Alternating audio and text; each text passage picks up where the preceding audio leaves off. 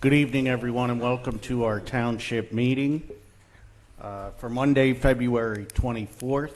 And in attendance at tonight's meeting, we have Supervisor Erler, Supervisor Ekman, Supervisor Friedman, Supervisor Albert, and I'm Supervisor Birmingham, so we do have a quorum for tonight's meeting.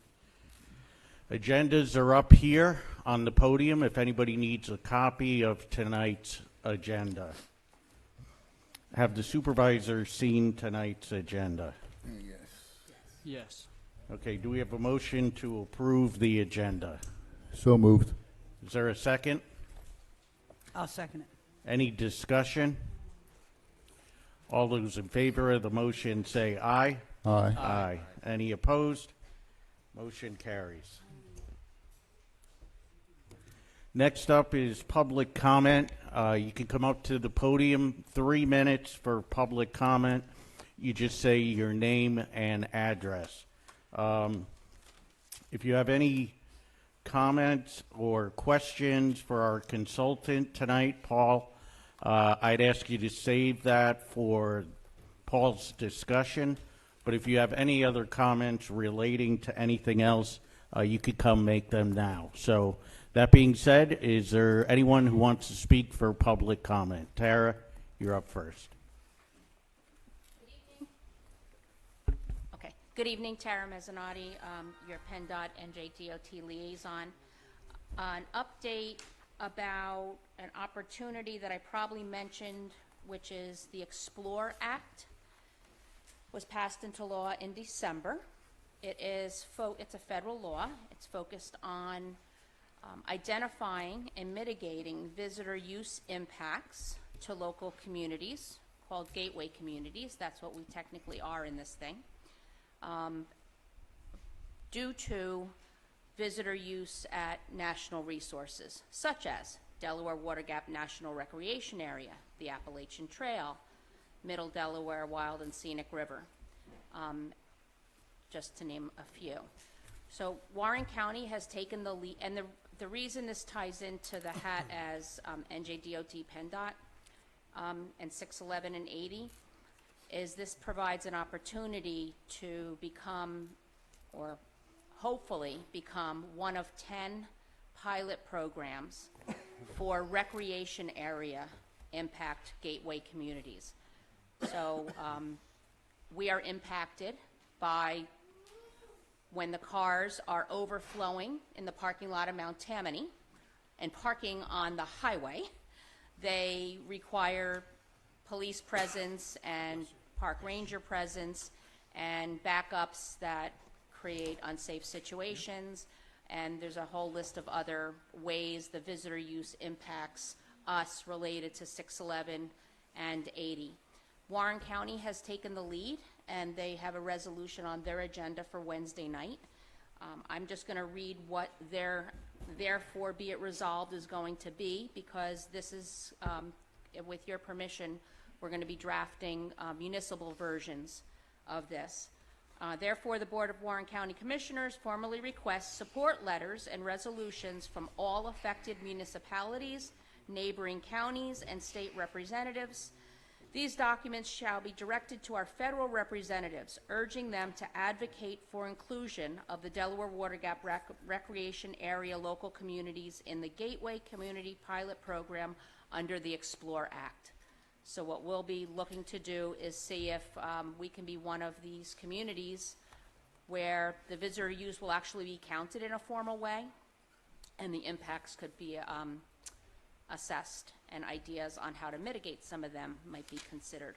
So with your permission, I'll draft the resolution and be available to answer questions for the end of next month, not the first.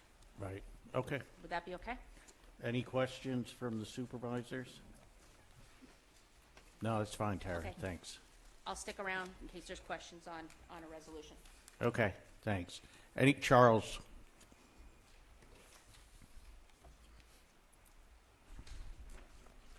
Good evening. I have a written statement that I'll submit for the record because it's a little longer than 3 minutes, if Yeah. that's all right. Yeah. I'll give It it to just- you and the solicitor. Just need your name and address. Charles Baltic, 971 Laurel Hill Road, and an elected township auditor and chair of the auditors. I want to reference the Board of Supervisors special meeting held on Friday evening and thank the supervisors for holding that meeting. The meeting was primarily focused on the planned Slate Belt municipal plan now that the plan has been adopted. What was not adequately addressed by the Board of Supervisors, however, was the current very time-sensitive process and planning for UMBT's involvement in the plan implementation going forward. In that regard, I'm pleased the discussion on tonight's agenda, item 7.1, is about the plan. However, it's characterized as old business.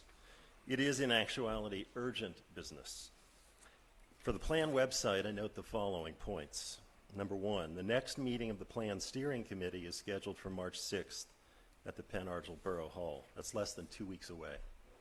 Number 2, the actual document, Plan Slate Belt, adopted in January, provides in the section Immediate Action Plan Adoption that, quote, the adoption of an intergovernmental cooperative implementation agreement is the highest priority for plan implementation.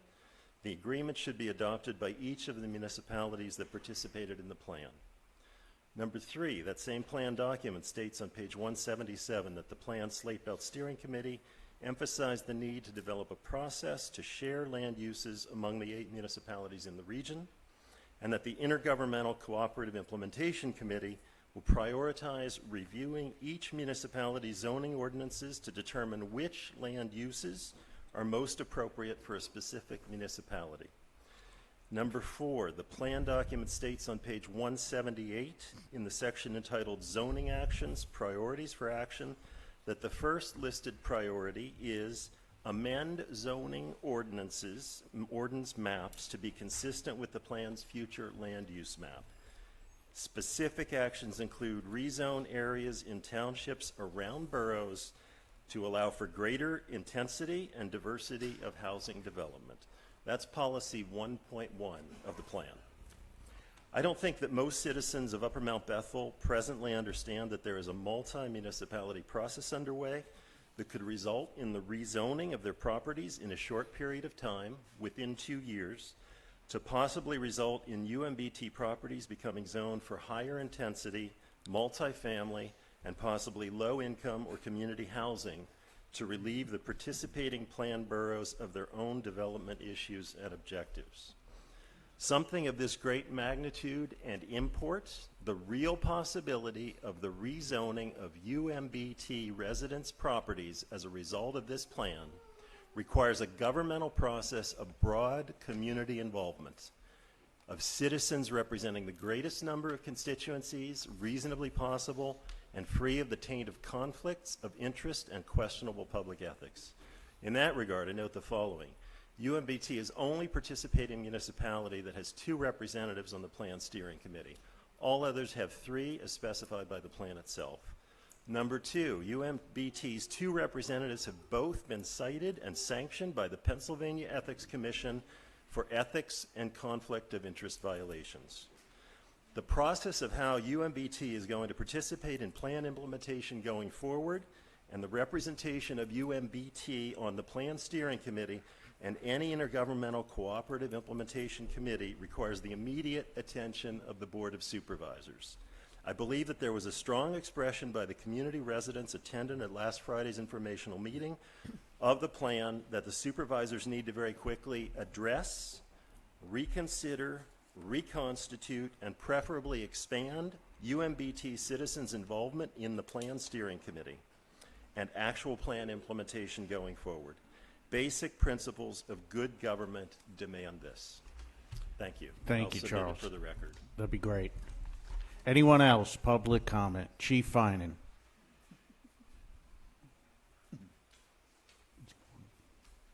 Does he want to? Okay. Christopher Finan, Apache Drive, Chief of Mount Bethel Fire Company.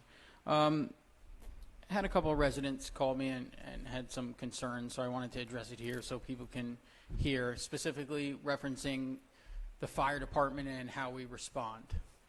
So when you call 911 for us to come to your house for a fire or an emergency, that is giving us implied consent to enter your property, to come onto your private property. If you call 911 about your neighbor's house being on fire, and we get there and it is on fire, and we can go onto their property due to public necessity to prevent that fire from their house fire from doing any damage. If you were living a half a double and you call us because your neighbor's house is on fire, but they tell us not to come in, we can still go in because their house is on fire. There's stuff like that. However, if you call 911 and we get to somewhere and we don't see any smoke, we don't see any fire, and there's other circumstances behind it, and the homeowner is there waiting for us and says there's nothing going on here, we really can't force them to let us on their property. Excuse me. We still have to. People have a right to privacy, and we have to, comply to that, even as a fire department. Now, other circumstances here. There was a specific situation on one of our roads where somebody was burning through a red flag. We were able to see it, and we had a duty due to the red flag to put that out. Unfortunately now, because there's no red flag warnings, the fire department really has zero authority in this township to make people put out controlled burns or stuff like that. And that's what I'm specifically referencing is the controlled burns here. There's nothing in the ordinance that says we can make them put it out. The fire company has zero authority here. So we can go there. We can tell them about the burning ordinance the township has. We can tell them they shouldn't be burning that, and we can't force them to put it out. Even if we were able to, even if I was able to say you need to put that out now, or we are going to put that out, there's really no way to enforce it if they tell us no, you're not. And you get into a hairy situation where it gets to the safety of our firefighters then. So that's what I wanted to explain to the residents. It's not that we don't want to go to these calls and don't want to protect you. It's that we have specific situations or specific things we need to follow also. And, we can't go off a picture that was 20 minutes ago. We have to go off what we're seeing. And we understand there's residents in this township that are having a hard time and a rough time, and we sympathize with that. But we have to treat everybody the same and do across the board. Now, maybe we could sit with the township and figure something out for down the road, that maybe there's somebody in the township that could have more enforcement power, but that's not us as a fire company, unless somebody's house is on fire, basically. So. Yeah, I think let's set something up for this week or next week, but I think we have to think It's of going what to be we a lot. can do. It's not just going to be, okay, this person's in charge of it. There's a lot of figuring out, Yeah. like, how are you going to enforce it? Who's going to enforce it? Yep. What are you going to enforce? What kind of penalties are going to be? It's all kinds of stuff. Yeah. So, but yeah, I just wanted to state that it's not that we don't want to protect this township. We do it every day. We love it. The people and resident safety is our number one concern, but we have to treat everybody the same, and sometimes our hands are tied with certain things. Yeah, well, So- thank you for coming Yeah. up and stating that, and as always, thank you for your service. Thank you. Mr. Baca, may I ask a question? Mr. Chairman, may I ask a question? Are these calls being put in if they're controlled burn to Mr. Baco? I don't know 100%. I don't think this certain person calls. I could be wrong. But there's a lot of other stuff behind the scenes that I won't comment on. I don't want to speak wrong to something or have wrong information. Stuff I heard maybe. But I don't think he does call in to get permission to burn. Because I'm not even going to say what I think he feels. So he just probably doesn't call in. So for whatever reasons he believes, that's all I'm going to say. So. I have a Yeah. I have a question. Chris, what if it is an illegal burn and he doesn't call? You still cannot put that fire out, even though you know that it's an illegal burn and that this has been going on for 6 months. And the people in the community have been calling me every day. And you know that there's litigation against this person. I'm not going to mention names, but when it is an illegal burn And people are afraid for their life because of the fire that is there, that the burning is used with giving off chemical smells and giving off, and I know we're not here to test that, but this is all known within the community of the township. And this is all known within all the board of supervisors and all the fire departments that are aware of exactly what the circumstances are. I think that needs to be addressed. If it's an illegal burn, the number one safety is the people of this community. And we all respect Mount Bethel Fire Department, and we respect the North Bangor Fire Department and Chief Potter from Portland. But as we see it, you're firemen. You don't make the rules, you don't make the laws of the township. Just be firemen, and that's all the people of this community are asking you for, is to just be firemen. When I specifically tell you that there's a fire, and when I call up 911 and I tell them that it's an illegal burn, it's an illegal burn defined by the ordinances of this community, by the DEP, by the Attorney General, that I'm sorry, but I don't agree with your statement. And I have much respect for you, and you know that. I have much respect for the fire department.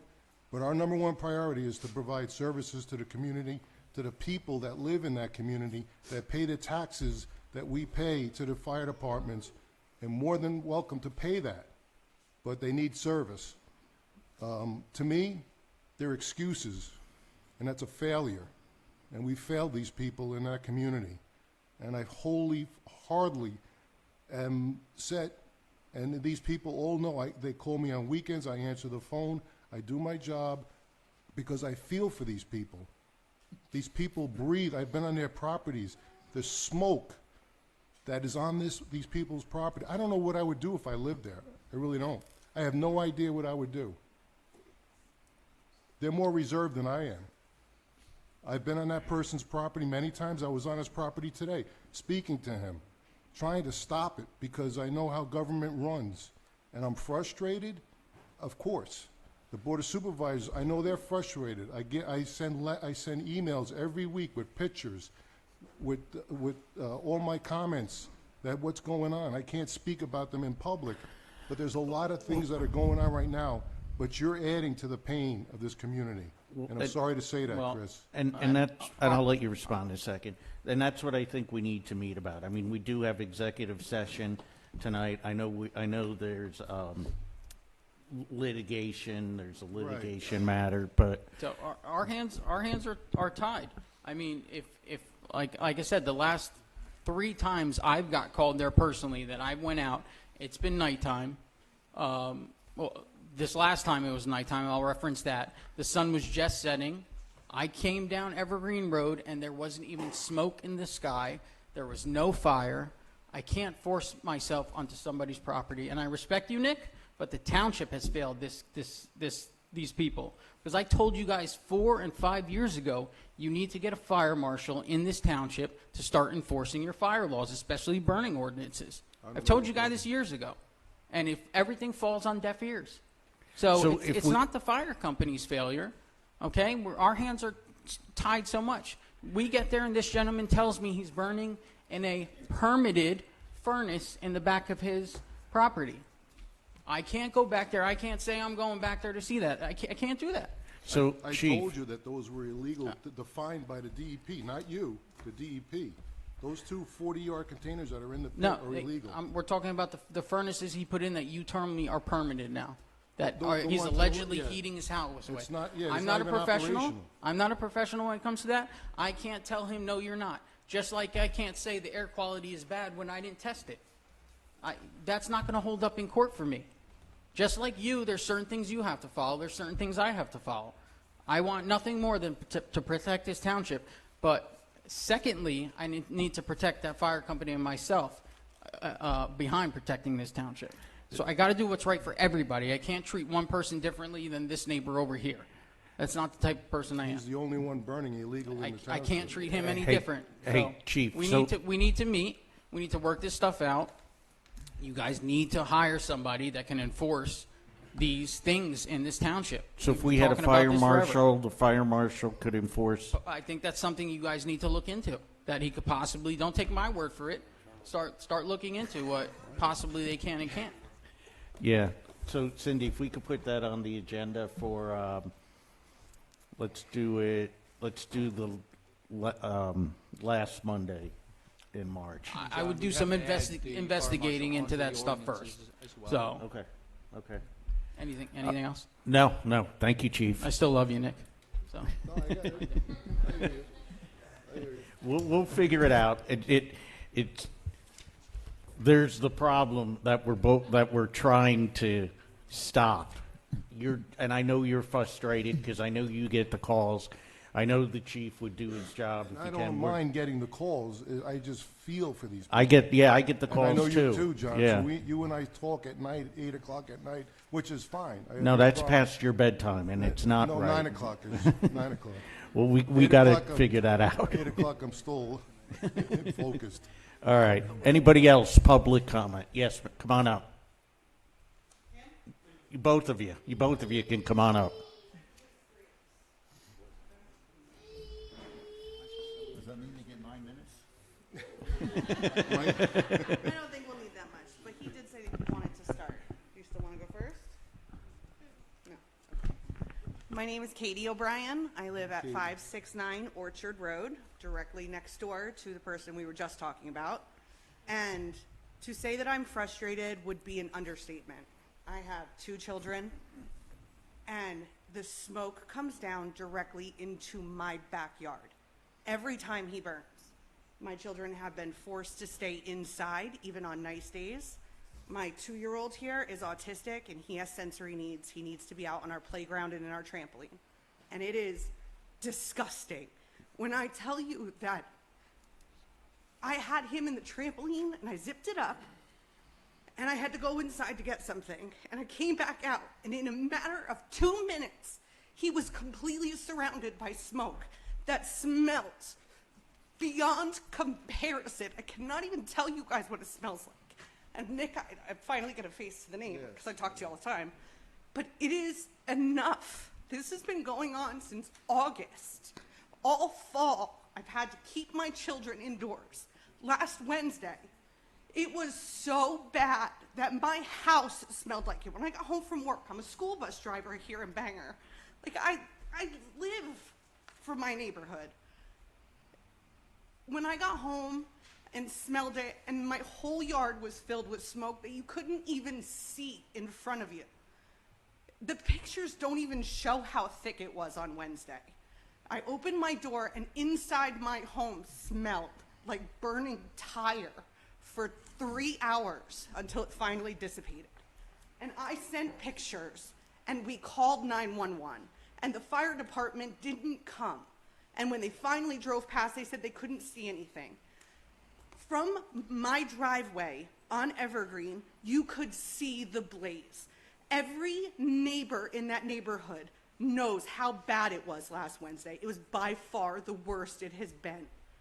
It's time to do something. And I know you guys have all been working on it, and bless your hearts. I love you guys for it because you guys have been putting up with me, especially No, I'm not putting it Nick. I'm with you. It's, I'm with you with this. It is terrible. And I keep hearing that he's got burn bans, and it's, I don't care whether or not the fire's controlled. I don't care. Controlling the flames does not change the smoke and the smell. Whether or not the fire is going to spread is not an issue. Somewhere in our ordinance, it's got to say that the fire department can put out a fire of toxic fumes. I mean, he's burning vinyl siding, insulation. I can't tell you how much debris has been all over our playgrounds. It's terrible. It's big flakes of like these fibers. It's not even regular ash. It's not like it's wood. It's disgusting. And I need it to stop. I really need it to stop. Thank you, Katie. Thanks for telling us. And Ron, we'll talk about that in an executive session, but you've got a witness right here. However, I don't mean to be cute, but she has a right to file her own claim against the neighbor if she wants to. I'm a school File bus her driver. own I can't private afford a nuisance lawyer. complaint. Yeah, lawyers are expensive. I get your point, I Ron. understand that, but sometimes we can't have it both ways. Okay. Katie, we're going to do everything in our power. We're meeting on it tonight. You want to say something? Go ahead and say something. You have to give your name first. Hi, my name is Thomas O'Brien, and I live with my mom and my little brother and our dad. I just want to say that the person who keeps on burning is being very obnoxious and annoying, and I cannot go outside and breathe anything. As soon as I go outside, I smell a burning thick cloud of smoke. And as soon as I let out my dogs, I want to go outside and play with them. But my mom has to say that I have to stay inside because of the thick smoke. So I could never get to play with my two lovely dogs. And I feel bad for my little brother because he needs to go outside and play on the trampoline and the playground, but he can't because of this guy. And he's being really annoying. Well said, buddy. Well said, and thank you for standing up for your little brother as well. That's a good thing. So Good job. we're going to do everything we can, and Katie, you know we're working on it. Thank you. But thanks for coming up and giving us your comment. Yeah, and it's a school night, so we gotta go, so we can't stay for the rest of the No, you meeting. don't But wanna be here. thank you guys so much. Take Thank care, you. Katie. Anyone else, public comment? I see one hand back there. Yeah, come on up.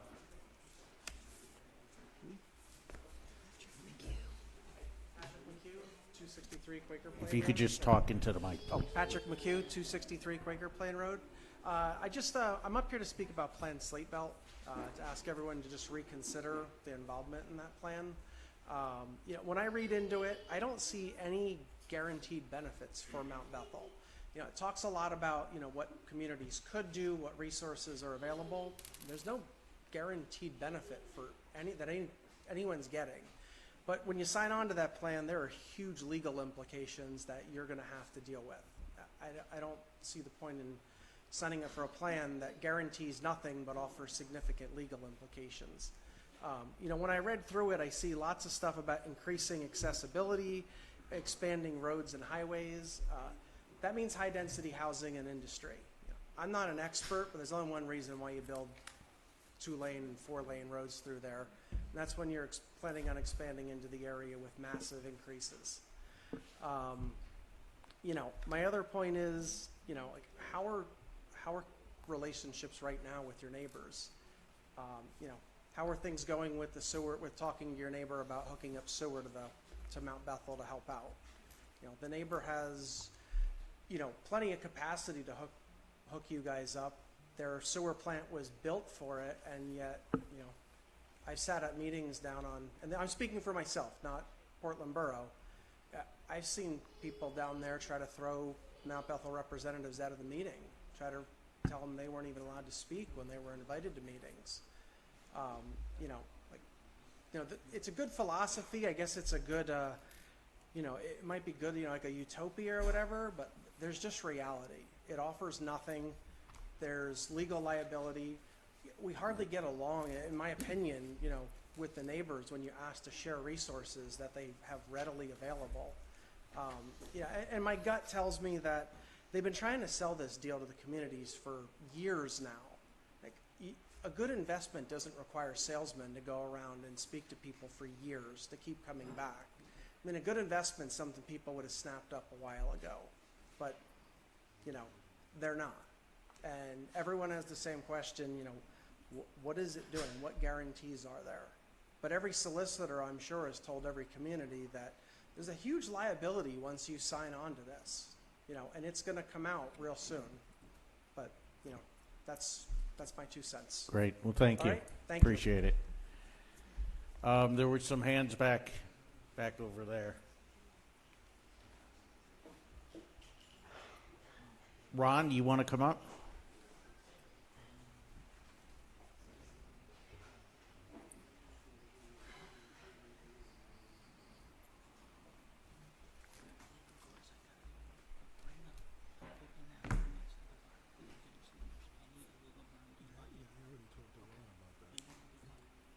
Triangle, $52 million highway. I want to save half of my comments to see what happens later on about item number 8, number 2. I thought it was, and first I want to thank Mr. Baltic, the learned gentleman from Laurel Hill. He certainly hit on a good many of the things that's wrong. But I thought it was sad, Mr. Chairman, when I questioned you last Friday whether you had ever read it in its entirety. You said no, not till last Friday. Yet, you did weeks ago vote for it. So I'd like to hear tonight what's going to happen. And what bothered me the most, I think, at that meeting on Friday was when Supervisor Ekman, Mr.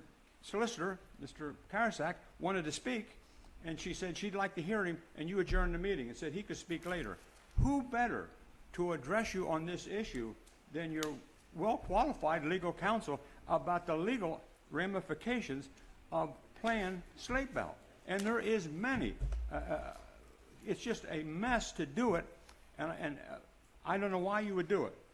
So I'm just repeating that because I think it needed to be done, but I want to save my other minute and a half to find out what you're going to do about 8, number 2, because that's another issue that should be dealt with by this township and should have long been dealt with by this township with the Park Foundation, okay? I object. This man has no knowledge of the foundation. His previous Mark, he's allowed to make a public comment. No, he has no knowledge of this, John. Ron, He allowed it to occur Mark, he's allowed to make a public comment. Almost seems like you There hasn't been any defamatory marks. You know, again, I would tell you that your regulation, as stated, says that not only could the park board want to know what's happening at the foundation, and I think your solicitor will agree with this, I, as a private citizen, can come forward and demand, as a taxpayer, to see the records of the foundation. So seeing as he blurted this out, I wasn't going to do this, but I'm officially telling you, I now, along with whoever else, would like to see the records of the foundation, what money came in, what money went out, and where the money went. And again, I want to save a minute and a half. You make your public comment now. His thing held me up. You make your public comment now. Ron, this is your chance. You make your public comment now. Now, Russell.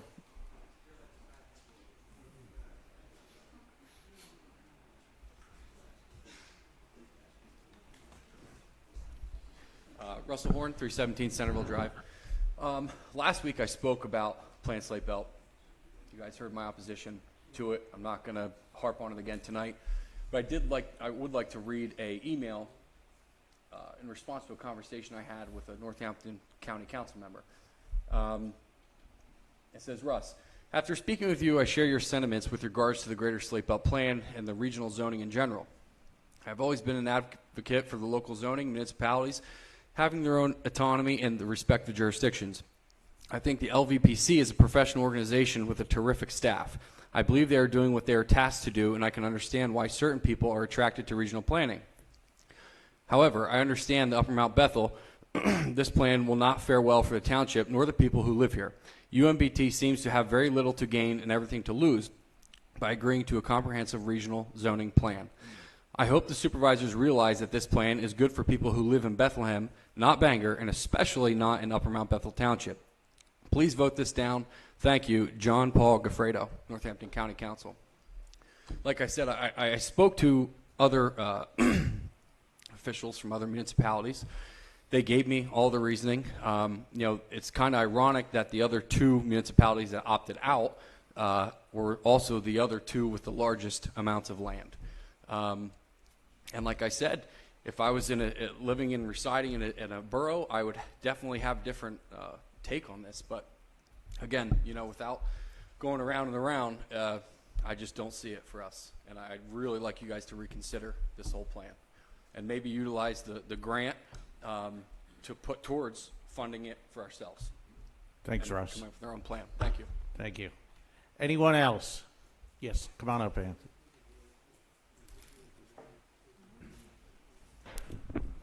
Hi, Anthony Kaiser, 25 Lenape Trail. I know we have another year or so left on the garbage contract, but just wanted to know where we were facing on this. It was a big problem last time. I'd really like to see something get fixed for the next go-around. I know we still have another year on it. There's going to be another increase. That is what it is. But what I'd like to see is either something where there's a larger bidding process that's more well-researched. If not possible, if there isn't a way to do this for the whole township, if there can be a change to the charter to either let us bring our own garbage to the dump or to get our own private haulers, just because the increases have been very steep and they will continue to be. It's going to be another increase next year. That's just part of the contract that's in place now. But just so it's brought to the attention that I'd like to just know if there's being work done on it now and prepared for the next year that we still have to go with the current contract. Yeah. Did you want to add something? No, I was just going to say that we plan. Is on? We do plan. He was supposed to come today, but he postponed to April, and we're going to have I believe, Mr. Chair, we're going to have a town hall meeting about just garbage, just trash. We have until the end of the year. We have till October to notify him that we want to do the contract or rebid it. So we're well prepared. You know, April will give us time to figure out what the township wants to do, what everybody wants to do. And you bring up good points, and those are a lot of those points that you brought up are in consideration. But he just postponed it till April for personal reasons. But we're in contact back and forth with him, and the chair and I have both been discussing what we're going to do moving forward.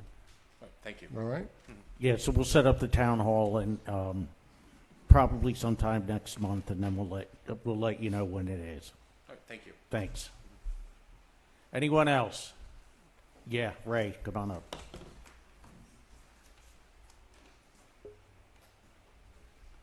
Ray Higgins, 580 Centerville Road. First, I'd like to ask you guys, have you all read it now? Have everybody read this whole entire document from front to back? Because we actually voted on something that we didn't read, some of us. I read it from the time we got it, as soon as I was on the board, all the way through. You can Okay. look through my dog ears, you can look through my highlights, you can look through my notes. I would love to do that. Over and over again. And I went to a bunch of the meetings, and I was asking questions, so I was well informed when I made the vote. Okay, it's just very disappointing that we didn't read it from front to back when it matters so much to this community. And definitely not just to the community, to the businesses, to everybody that's here. Well, it's a guide, Ray. It's a guide. We can do with it what we want. We can use it. We don't have to use it. I understand that, and you said that last week, but if it's just a guide and we're not going to follow it, why would we enter it and spend 30 grand? Well, that's the or whatever question. amount of money that we spent to get into it. Yeah. So if we're not going to follow it necessarily, then we probably shouldn't be in it. And hopefully you guys have thought about it and reviewed it, maybe talked to some of the towns that have opted out. But it's really not good for our community.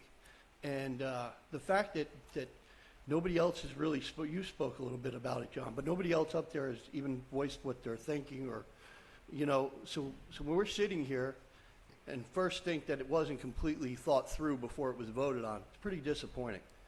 And the committee that you have in charge of it, you have two people that have violated ethics running this. So you have to get some diversity in there. If you're going to follow through with this and have this, you have to broaden that committee. It can't be just two people.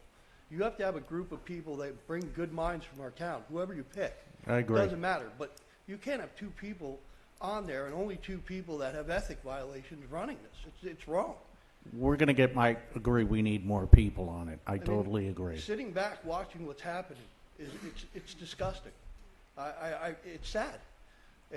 Watching these meetings and nobody else talks. Two people talk. We don't hear from any of the other supervisors. And what are we supposed to think? We hear that things aren't even being read and completely examined before we vote on it. We deserve better than this. Anyone else? Public comment? Yeah, Bob.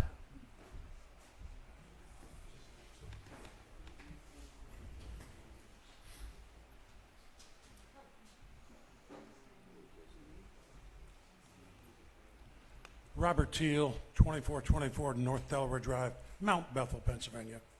I am the current chairman of your planning commission. I have been for 25 years. Tell me what the advantage of doing this if we don't have to adhere to it. What's the advantage for the Planning Commission? I've never really had a real problem with any applicant. Well, We've had discussions. I want to know what advantage do I have as the Planning Commission having this comprehensive plan, which you spent, I think, $30,000? Is that right?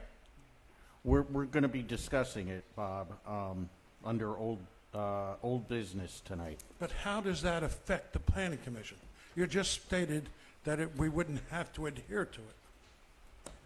If we're not going to adhere to it, then it is not mandatory. Well, we may adhere to it. I mean, we may. You know? may or may not, but we don't have to.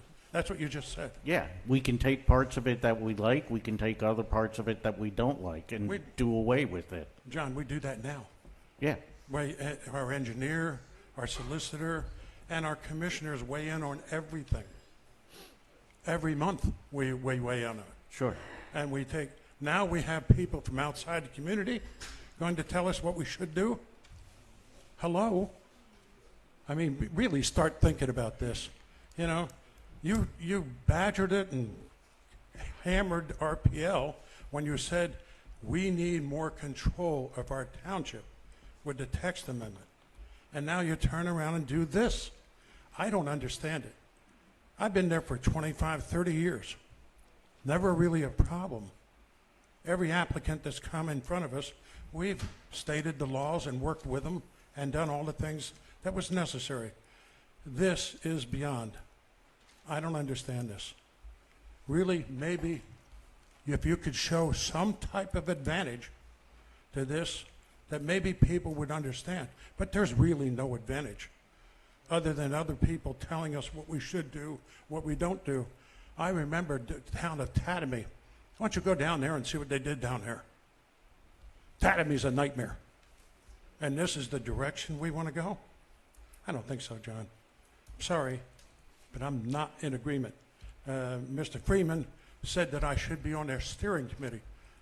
Number one, I don't agree with him on a lot of things.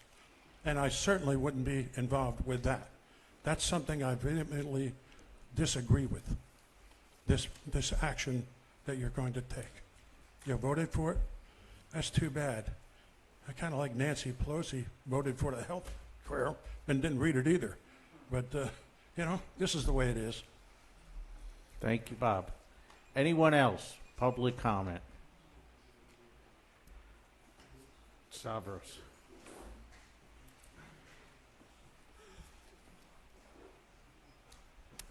I had forgotten to ask to put this on there, and I think some of you are aware. I'm not going to speak to the event, but there's rumors going around that the Parks and Rec Board is corrupt and that somehow we have control over the emails that come into the township mail server. Obviously, this is wildly inaccurate and wrong. And just for the public to understand and for record, yes, I'm the chair of the Parks and Rec Board. I'm also the acting IT director for the township. The township leverages a third-party, cloud-based threat intelligence system that every email that comes into this township gets scanned through. In the year of 2024, 53% of the email that was sent to this township was blocked because it was deemed inappropriate. That was 48,003 emails. Okay? If every email took you 1 minute, that's 800 hours. Those are confirmed threats. We don't control the intelligence. We subscribe to a company that this is their business. On top of that, the accusations or rumors are claiming that we're quarantining or somehow blocking messages. We don't do that either. Based on this information that was publicly shared, I ran a report for every email sent to Parks and Rec for the last 30 days of the date of that social media statement.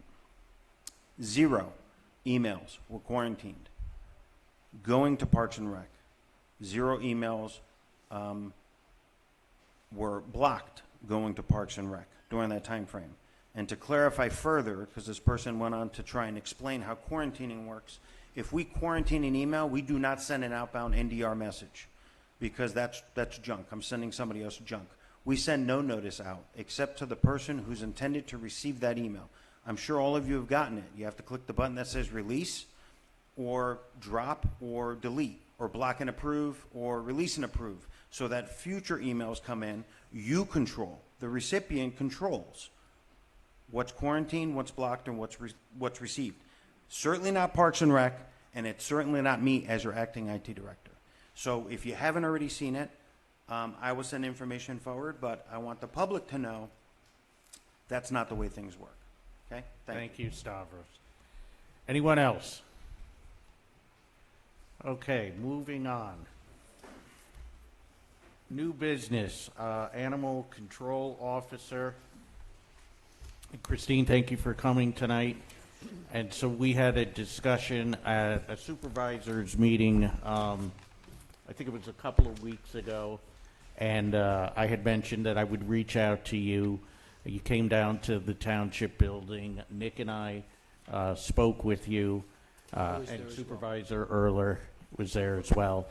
And it's here for the supervisors to discuss whether we want to bring an animal control officer into Upper Mount Bethel Township. Mr. Chair, I would like to just interrupt for a moment. I did not have a chance to email to the supervisors a brief set of comments I had regarding the contract, but there should be a memorandum on each of your desks that give you a blurb as to some comments with respect to this that could be fodder for further discussion. Okay. And Christine, tell us a little bit about your role as animal control officer. You are coming into the township currently when called by the state police? Correct. In January alone, I had 9 calls by the state police to respond here. There's a couple of bloodhounds. They've been out multiple times. There's 2 different German Shepherds that have been out. There was an abandoned pit bull that had to be euthanized. This particular dog that was abandoned in an apartment, the owner was taken to hospice care, no family. The people in the building were calling the state police, who didn't even pass it on. Somehow they called a police officer in another jurisdiction. He called me.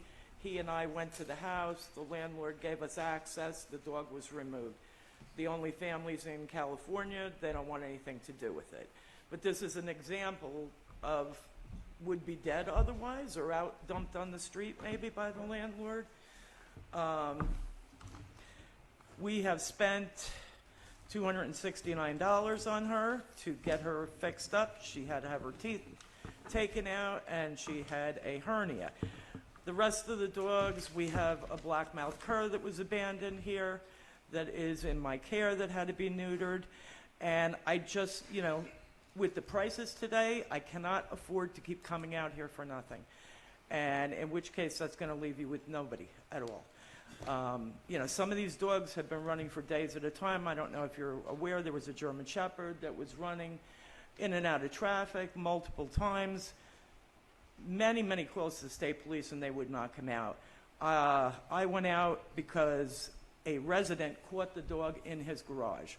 And I went out, took the dog, tracked down the owner, which was listed as a Bethlehem address, and it turns out nobody answering. I knew somebody who knew these people. They got a hold of them. They were on vacation in India. The dog was down here on Quarry Road being babysat, and they basically let the dog out every day. Same as the bloodhounds. Constant, constant, constant. Someday somebody's going to have an accident trying to avoid one of these dogs or hitting one of these dogs, but it's entirely up to you, what you want to do. You guys came to me.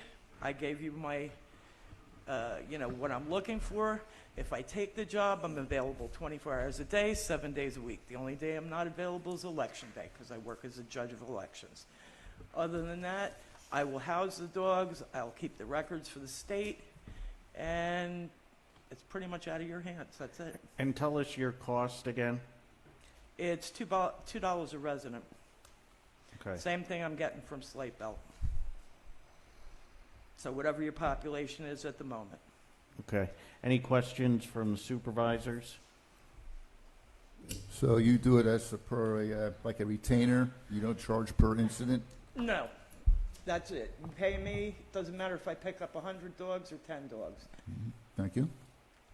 But also consider, this is a cheap dog.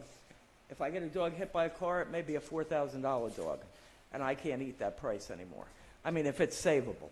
If it's not savable, obviously it'll be euthanized, but somebody has to do that as opposed to leaving it lay by the side of the road, and it's still over $100 for that, and then you have to get rid of the body. So, you know, things have gone up so drastically in price, just gas alone, you know. It's, unfortunately, you have to be compensated for what you're doing. Any other questions from the supervisors? Yes, Mr. Chair. The last animal control we had for our township was 2001 to 2003.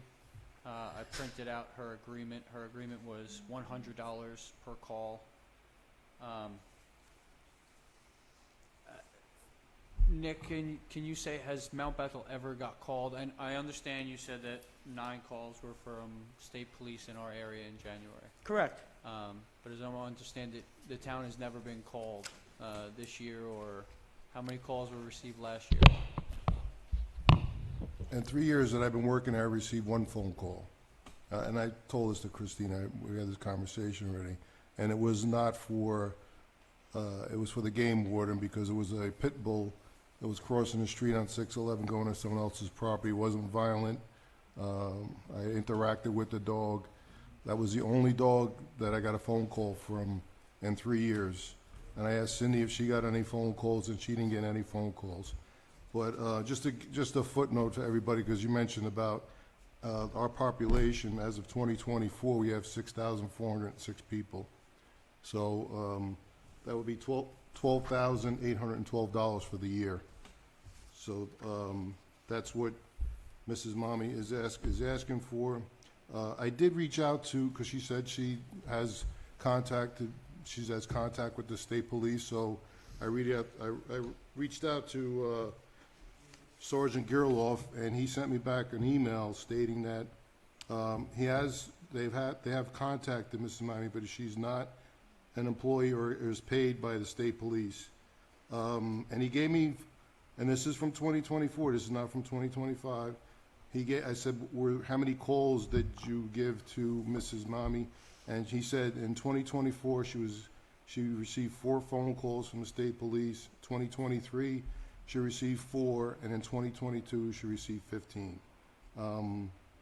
Like I said, she is not employed by them, but 2025 he didn't say anything for any phone calls. She said that's 9, and I'm not judging her. I'm just saying that this is what came from which actually is our chief for this area, is Sergeant Gerloff. Yeah, and I'll answer that. I've never responded to him. Most of the calls come directly from the Belfast barracks. Okay? That's where he is. Okay. Well, then I could show you on my telephone how many times they have called me. Okay. I'm just going by what he sent me. Because they do judging not you. want to be involved. If you call them right now and tell them you have a vicious dog in your yard, they will literally tell you, we cannot help you. Okay? So, I very highly dispute. And I will tell you another thing. You're saying you remember when the gentleman died down here in the tent behind the diner? Mount Bethel Diner? Was that a drug overdose? Yes. Yeah. You remember the dog in the tent? No, I don't remember. Okay. the dog. remember I went him. in there and took that dog out of there after it nearly killed one of the state troopers because they sprayed it with mace. I bet he didn't tell you that. And then No, I I'm had the just going responsibility, by what he emailed me, that's all. and I had the responsibility of taking that dog and euthanizing that dog because nobody would take it. Okay? So there are many, many instances. And like with these bloodhounds, I mean, I can tell you who the owners are. I can show you the pictures on Facebook. of where we were Are trying they to calling find. you directly, the state trooper, or? are This, you- a lot of the troopers call me directly, yes. Well, that might be the problem, because these are calls that are called in, looking for services for you. And Not you calling oftentimes, them. their answer is hanging up on the people. Well, I can't speak to that They either. will not get involved. They don't want anything to do with any kind of animal call whatsoever. Well, he did say he called you 4 times. Occasionally. 4 times. Yeah. Hey, Christine, is there a way for you to get us the numbers for like the last 6 months? Sure. That'd be great. Sure. Okay. But, you know, like I said, you guys came to me. I'm telling you what I have to offer you. Yeah. Okay? Yeah. Just because this is a farming community, how would you handle horse, cows? I see on here. You it know the says- sheep bust? That Says was dogs me. only. The sheep the other day? That was me. I was called out to that property. There were 12 dead sheep laying in the field. I took a look at the other sheep. They're Katahdin sheep. They should have weighed 200 pounds. They weighed 50. And I immediately called PSPCA, and within 2 hours, they were at the property. We loaded up the sheep and confiscated them all, except for one, which I immediately took to Blairstown, to the vet that I work with, to get help for, because it was in such bad shape they couldn't even transport it to Philly. Okay? So I am used to dealing with farm animals also. So And if there you do is- that, why do you say The canines contract? only? Yeah. Because I can't take a cow home and put it in my garage. But I have Free people. milk. What? Free milk. I could have taken the 10 sheep home too, but again, I will find somebody that will handle it. I'm the one that got the mules that got loose down on the railroad tracks, handled that, got somebody to come out, get the mules off the railroad tracks. We had to shut down the train and everything else. I've taken cows several times from places up here, pigs, sheep, and horses.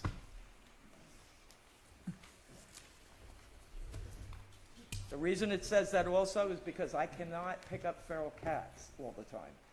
That's one of the reasons that that's there, okay? If you have somebody pass away in a house and the cats are left there, I will manage to find places for those cats. However, I can't, I have 40 cats in my yard. That's Paula Potter's job, okay? And, she and I have worked together for years, and that's just, there's just too much for one person. Yeah. And now we're worried also with the bird stuff. Are the cats going to be contagious? I know about the cats. Okay. So we'll wait to get the information from you. That'd be great, Sure. Christine. And then that being said, Mr. Chair, I think we should table this till we get all the information we need to render our decision. Okay. Thank you, Christine. Motion on the floor. Is there a second to the motion? I'll second that. Any other discussion? All those in favor of the motion say aye. Aye. Aye. Any opposed? Motion carries 5-0. Next up, Paul, you're up. Come on up. Hey, Stavros, is there a way we can turn the podium around? Because, Paul's going to be kind of, or maybe if we do it, maybe if we move the podium to there and he can kind of do a side angle?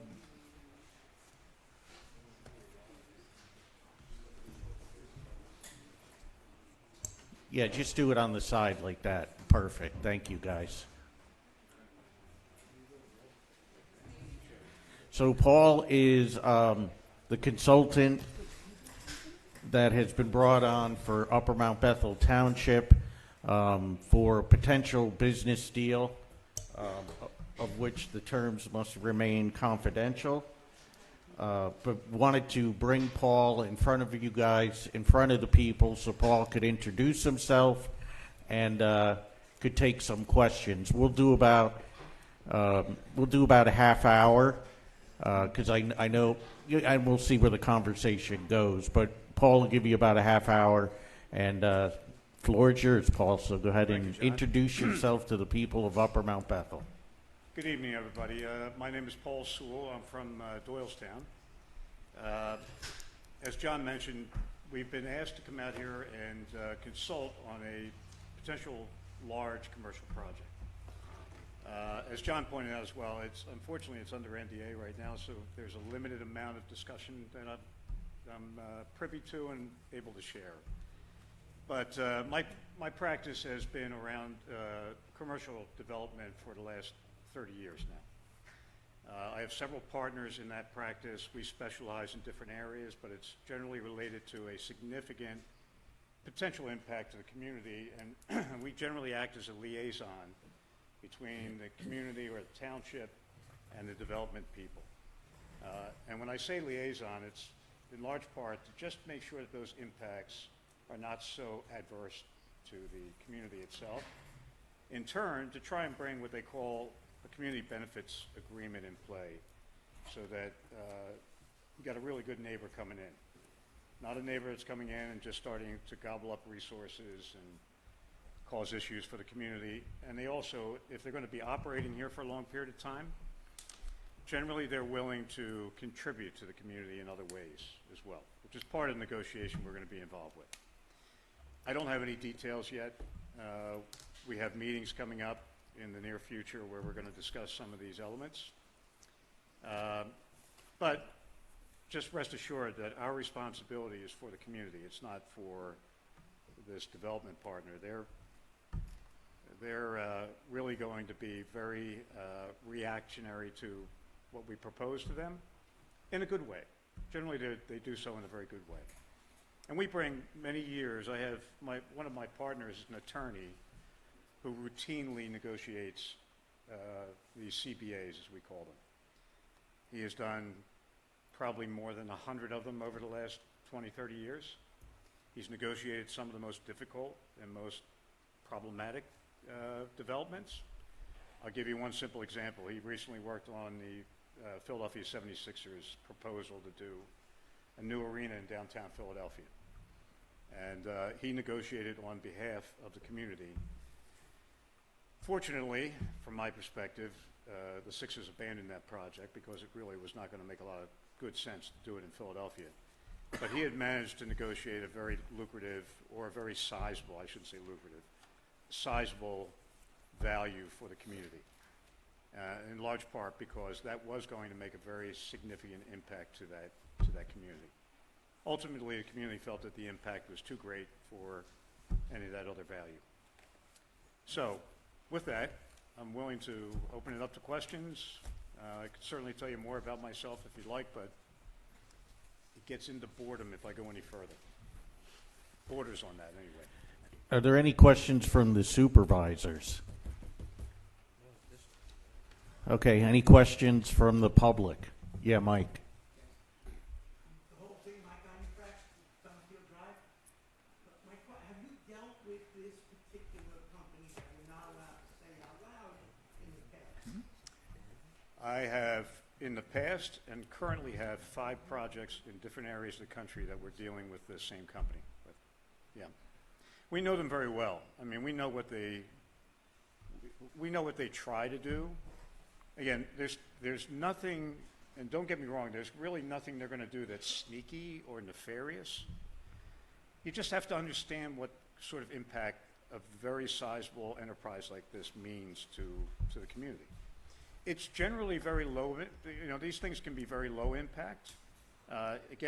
If the planning is done in a good, healthy back and forth way, the development itself, you can have a lot of say in how that goes. And that's really what our job is. It's to make sure that when this comes into the community, you don't have concerns about what sort of changes it's going to make to the community. And that would be negative changes. We make it all very positive. We try to keep it all very positive. They are very, very concerned about environmental impacts. They're very concerned about how when they're operating in the community, that they're innocuous, almost unseen. So, but you got to make sure that those things go into play in the early planning stages, and that's what we're attempting to work on at this stage. Certainly. How big of a warehouse is it? I don't know just yet because they have not shared the plans with me. So, Excuse me, Paul. They can't hear the question from. Oh, okay. So the question was, how big of a warehouse is coming to Upper Mount Bethel. Yeah, we just don't know just yet. The purpose of the coming meetings, so we had about 2 months, would you say, John, of negotiations on the NDA? Right? Yes. So that, they're very careful to put just the right amount of non-disclosure language into their NDAs. I, in turn, and John and his team as well, want to make sure that the language is protecting the interests of the community. So we've gotten through that, and now we're going to start getting into them divulging what they're planning to do. So I'll know probably in the next 15 to 20 days. I think we should clarify, though, technically not a warehouse. Technically not a warehouse, right. Okay. Yes. Yeah, and it's minimal truck traffic. I mean, you may see truck traffic in the beginning when the construction is happening, but I have been authorized by them to let you know there's going to be no truck traffic, very minimal. These facilities are very large, but they are minimally manned because they're self-operating in many ways. So the amount of personnel that will be required when it's up and operating is probably about 20 people at any one time. Now, there might be multiple shifts of those people, but they would be cars that drive into the facility, stay there all day, drive out at the end of the day. You wouldn't even notice them coming and going. They're not the type of facility where there's continuous truck traffic going in and out, there's impact to the roadways, where these facilities have been built in other parts of the country, they have literally had to do zero changes in infrastructure, aside from obvious requirements like power, water, other things like that, which again, they don't want to make an impact on the existing infrastructure. They'll try to add infrastructure that will be dedicated to their facilities and not impact what the rest of the community, draws from. There's a question. Quite frankly, your existing grid, your existing infrastructure could never support one of these facilities. It's impossible. So, Mr. Birmingham, Paul, perhaps we can rotate with online questions as well. Yeah, sure. Go ahead and give me the... There's a question, and I don't know if we can answer it. How many jobs will be created for this community from this company? That's unknown without talking to them first. That's one of the questions, that's all. yeah, it's hard to determine how many jobs. I don't know, again, until we know what their full set of plans are, which will include what sort of value they'll bring in terms of employment. I don't really know. I don't know how much. Well, how it's a very sizable amount of land that's going to be developed. So it's almost like a city within a city. So it's going to require some services around those grounds. So there's going to be value to the community in terms of employment. I just don't know what that is as of yet. Yes, sir. Have you read our current bid agreement and reviewed that? And if so, what happens to that bid and what are your thoughts on the bid compared to what they may offer? So the question, just for those at home, was whether you had read the NID agreement, and what else, Ray? Whether he's read it, reviewed it, and what he thought of it, and what it means going forward. And whether he's reviewed the NID agreement, how he feels about it, and what's the steps going forward. Yeah, so no. The answer is no, not as of yet. I mean, we're getting into that stage now, so I'll have a pretty good understanding of it. I'm going to rely on my attorney partner to review that, and for sure.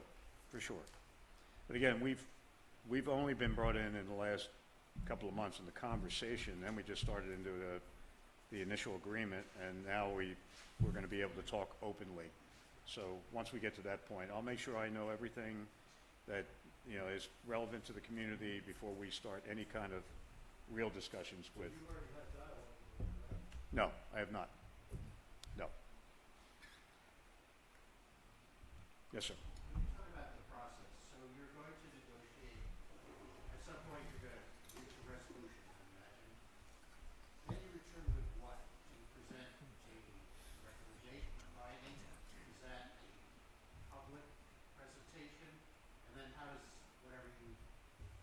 proposed, how is that to be implemented? So, it's a multi-layered response to that, so let me think it through fully. So initially, it's going to be a very open process between us. It's not going to be just us negotiating on behalf of the community. It's going to be kind of us and working in conjunction with the board, knowing what the community wants to preserve and protect. So it's a very collaborative process initially.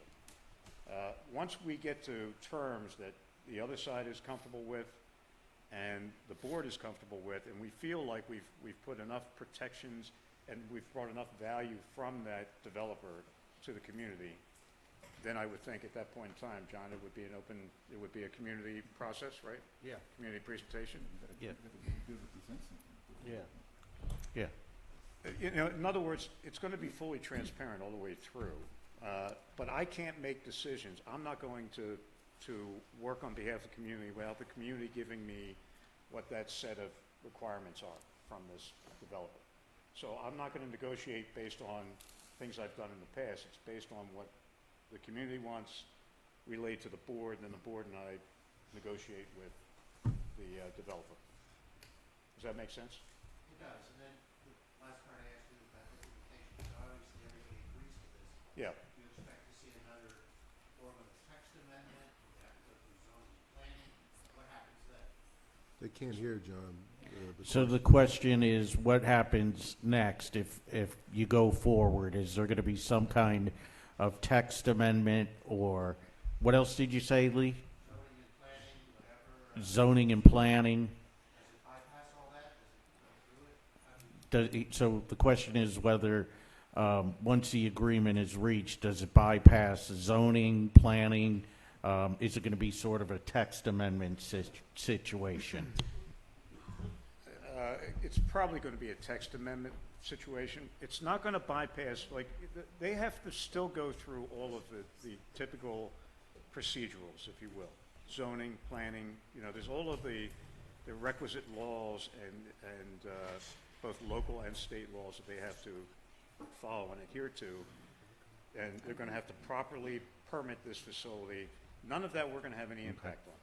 We're simply negotiating for a value relationship between the developer and the community for ongoing value for an extended period of time. As long as they're going to be your neighbor, they should be committing to contributing something to the community.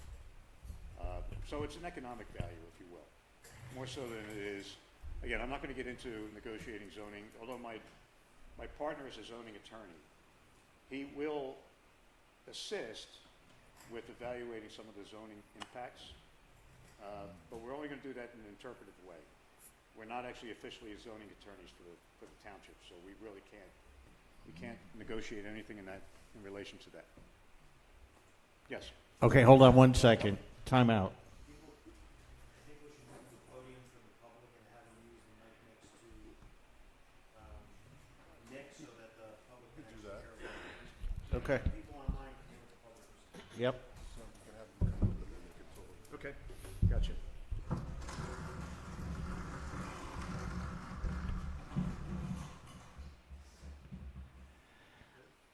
So, Paul, you'll just use that mic right there.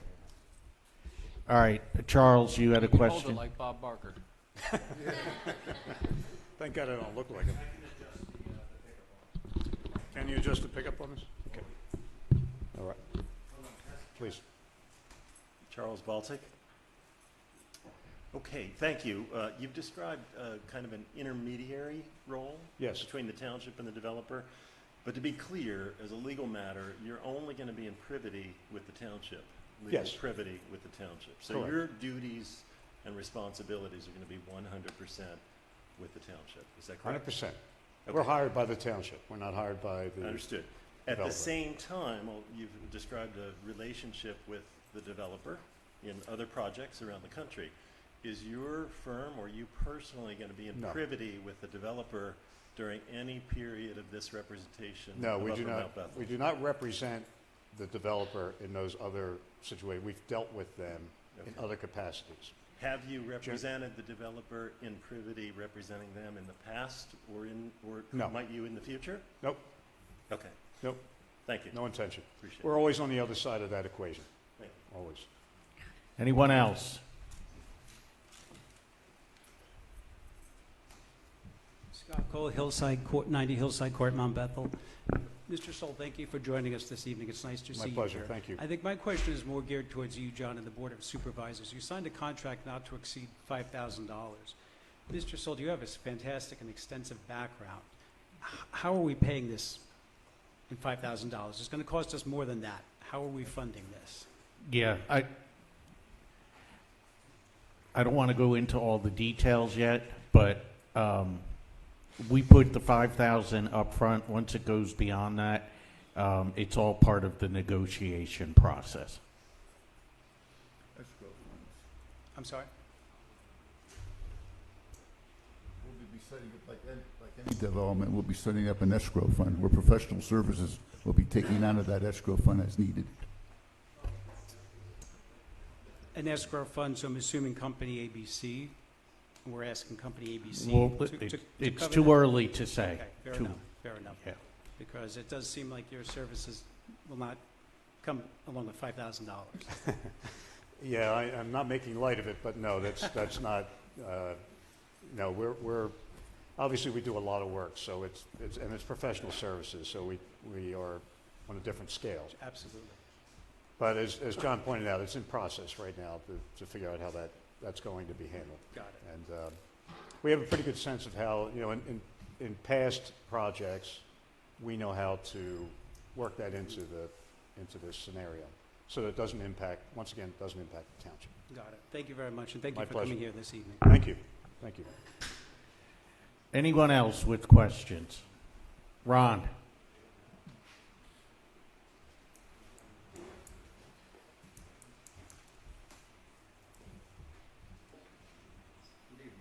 Evening, Ron. I presume your dealings with the township so far have been Zoom calls or emails or? No, some in person, some Zoom calls, yeah. What particular supervisor have you been in contact with the most? Well, I interface mostly with John and David. Yeah. Mr. Friedman? Yes. Right. Was any of the other supervisors involved in any of these Yes, calls? we were up here for an in-person meeting, and I don't remember all the names. Unfortunately, you joined us that evening. So there were more attendees. And then there was a phone call. We had a conference call or a Zoom session where there were multiple people on. I wasn't in the same room, so I don't remember all the folks that were present. Paul, were you guys at either one of the meetings with Paul? Okay, so they went to different meetings, yeah. Yeah, so I guess the point I'm getting at is basically your contact has been Mr. Friedman, and on occasion, Mr. Birmingham. Well, both equally. Oh, both equally, okay. Yes. And the other three supervisors didn't take part all that great? Again, occasionally, but not every one, no. Very occasionally, okay. My next question is, I guess this should be of the board, but you're saying you're under, I presume, a $5,000 retainer, but the actual cost in the end will be determined at a later date based on what? Based on how the negotiations go between the township and the developer. In other words, what you're saying is, I've been around the business world a little bit in my lifetime. What you're saying is basically, if you can get, hypothetically, $1 million from ABC, they call it ABC here. You and I know who it is, though, right? Well, it's not ABC, is it? There is no ABC. Ron, Okay, go, I just want go to make. with the I just want to question. set the tone for what it is, okay, Mr. Birmingham. The long and short of it is, what you're saying is if you can get hypothetically $1 million, you'll get $1 million in some kind of benefits. What will you get then? To be determined, because we don't know what the scope of work is in its entirety just yet. Other words, this is an open-ended situation that nothing has yet been determined. Based on what you get might be No, what you're going to charge. I wouldn't call it open-ended. It's not, we're not intentionally Well, keeping is it there anybody open-ended. here would think it wasn't open-ended? Ron. No, it's not open-ended. It's not defined as of yet because we haven't gotten into the actual negotiations with the end Okay, user. but before you get into the negotiation, if you've done this many times in the past, I'm sure you're going to want to know what's in it for you and the other two I gentlemen. need to know what the scope of work is. I mean, look, you're a business person. If you know what the scope of work is, you can define an expense schedule around that scope of work. You can't if you don't have that scope of work. Okay, so I want to be helpful to the residents. So these other negotiations you've had with ABC Company, you're dealing around the state. But in a completely different capacity. Completely different capacity. We're not doing the same thing in other jurisdictions that we're proposing to do here. So is this the first time you've ever done in the history of your company what you're doing here? No. Okay, where else have you done that? I have done that, well, my partner has done it over 100 times in Philadelphia. I'm familiar with Mr. Adelson down in Philadelphia, by the It's way. not Adelson. He didn't know your name, but anyway, let me move on past that. The long and short of it is, yeah, you can laugh all you You want want. a list of people who do know me in Philadelphia? I'd be happy to give you that. So what you're saying to us is, you really don't know what the charge is going to be to us because you haven't determined what the scope of the job is. What will you determine this? When we get into discussions with the end user, which is going to be happening imminently. Look, you want me to make up a number? I mean, I don't think you want me No, to do that, right? I'd be settled with a percentage or some kind of figures or something, yeah, other than 5,000 A whatever. percentage of what? We don't even know what the scope of work is yet. Until we Well, have a what has the definition Board of of scope. Supervisors told you they want the scope of the work to be? Ron, this is They can't. confidential stuff right now. They As soon as can't. we can go public, we will. The second we know what they are intending on doing, you will know. I don't even know. If I knew, I would, I mean, I can't make it up. I could make it up if you want me to do that. In the real world, they're bringing in a data center. You don't know that? Ron, he's not going to talk about it. He's under an NDA. He's not going to talk about it until we can go public with it. You can't try and sneak it in. I'm not sneaking anything in. I want to know what is the cost of what you're doing. Ron, right now, it's $5,000, and the township is putting in no more than that. And we're perfectly happy with that, by the way. And so the end result is, if he then negotiates, and he comes back and says, I can get you this, some of this, and some of this, but I need to have this paid by me and my partners to do that. Is that where this is at, more or less? So if he has to come back and Paul says to us, you know, if you want to, I've spent I billed for the 5,000. The 5,000's gone. If you want to keep me on, I'm going to need another 5,000. If that's a situation, it comes in front of the board. We talk about it, discuss it, and then vote on it. So it's open-ended, 5,000 at a clip. No, it's pretty much. It's 5,000, and that's it. Okay, as of now, Unless the but if he comes back and supervisors needs make more a different money- change. Okay, let me move on to something else very important. I'm sure you're not aware, or maybe you are, that this township now has voted for a plan with 8 other municipalities called Plan Slate Belt, which creates, in my opinion, a number of serious problems. And again, before this company can come in here, there's a whole bunch, and I think Mr. Keel started to hit on this a little bit. There's a whole bunch of things would need to be done planning and zoning wise to be changed here. Are you familiar with what they are? Again, I'm not going to get into the zoning because that's not our responsibility. We're not involved with the zoning at all. So, being, I think, a fairly good businessman, I would have to say to you, unless you're deciding you're going to make the situation available for them to come in through zoning and planning, you probably shouldn't be hiring him already until you've made that decision. That's what you're going to do. Make sense? Does to me. Because you've got to make all those changes to zoning and planning, you name it. Because it's not... Can you please stop him? Go ahead. Mike, let him talk. So are you prepared to do that? In other words, I think ABC Company, you would agree with this, wants to know that we want them to come here or we wouldn't be involved in this. Correct? Sure. Okay.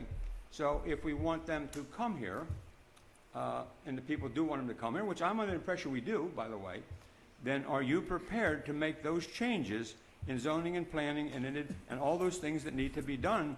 What are you shaking your head for, Mr. Freeman? You want to run the show here? My head, because you're misinterpreting the plan slate out as you always do, and you're trying to put your point.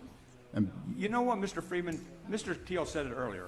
You are a convicted violator of the ethics laws. So Let's your go. The credibility, questions in are- this township is pretty limited. The bottom and you line- forge wills. I'm glad you said that one more time. Has Let's nothing go. to do with me. Ron. I'm not an elected official here, but you got a problem, okay? The question is, unless they make those changes, it won't be feasible for them to come here, correct?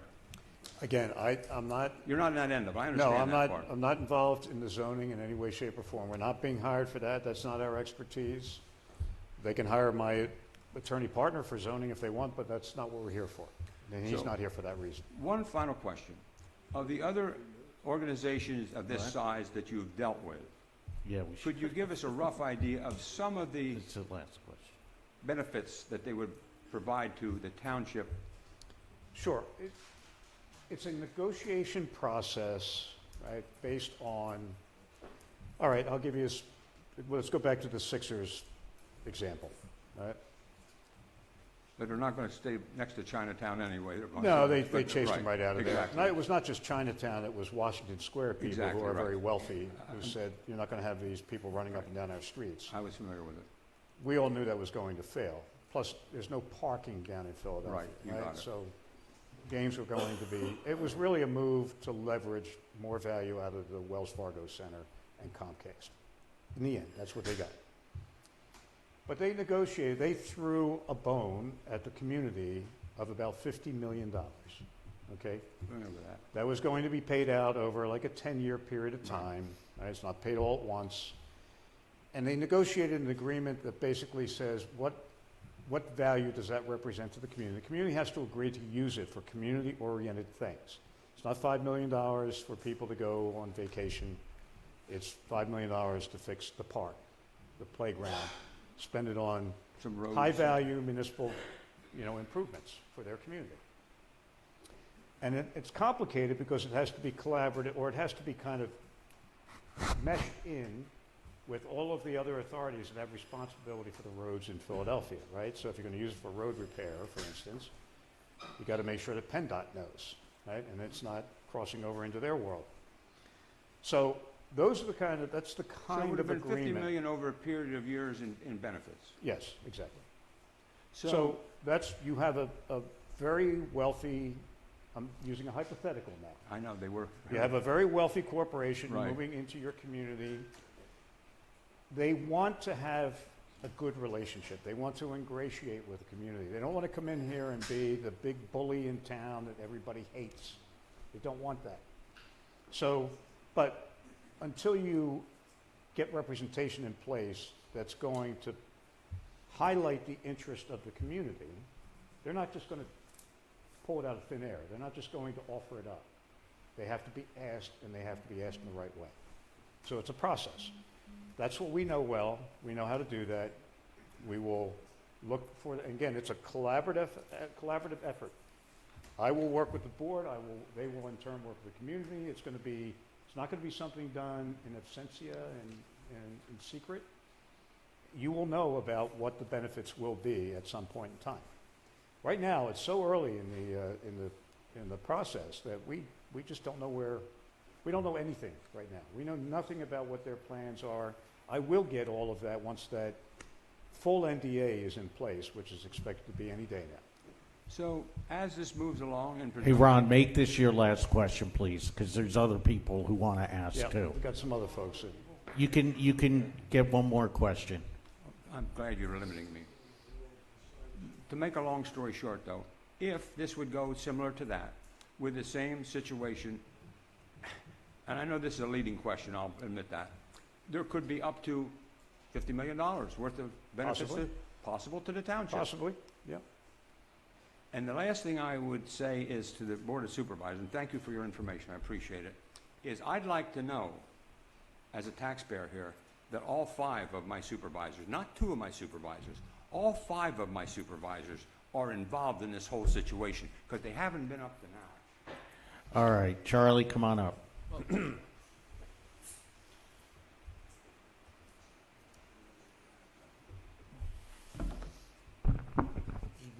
Charles Cole, 6 Riverton Road.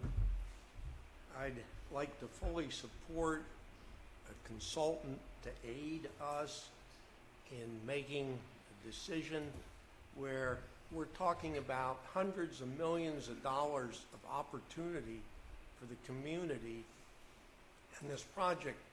And we have somebody standing up here quibbling over $5,000, $10,000 to give us knowledge.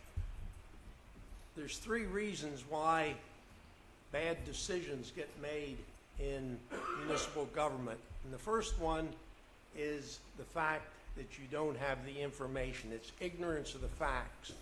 We're looking to a consultant that has experience negotiating large-scale things to point out things where we should be helping ourselves to ensure that we're getting the maximum benefit of it. So let's not quibble over a few $1,000s. It's stupid to do something like that. Turning it around to the other issue that we had, a planned slate belt. And Act 537 was brought up here. Well, do you wanna- with respect to it. Charlie, if you have a question for Paul, give him the question. If it's referring to Planned Slate Belt, then let's wait for that. Well, it ties in with it. Okay. It was brought up, Act 537, and the text amendment. We need to work with neighboring communities. Don't let people tell you that the text amendment needs to be done, or another text amendment, or Act 537, or the planned slate belt can stop this thing. The planned slate belt is to aid you and the supervisors in working together on a project which is hundreds of millions of dollars. Let's get real. So I'm all supporting you. Thank you, sir. Thank you. Anyone else with a question? Judy?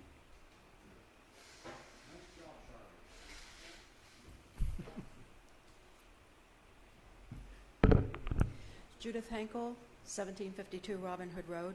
I promise I'm not as, whatever.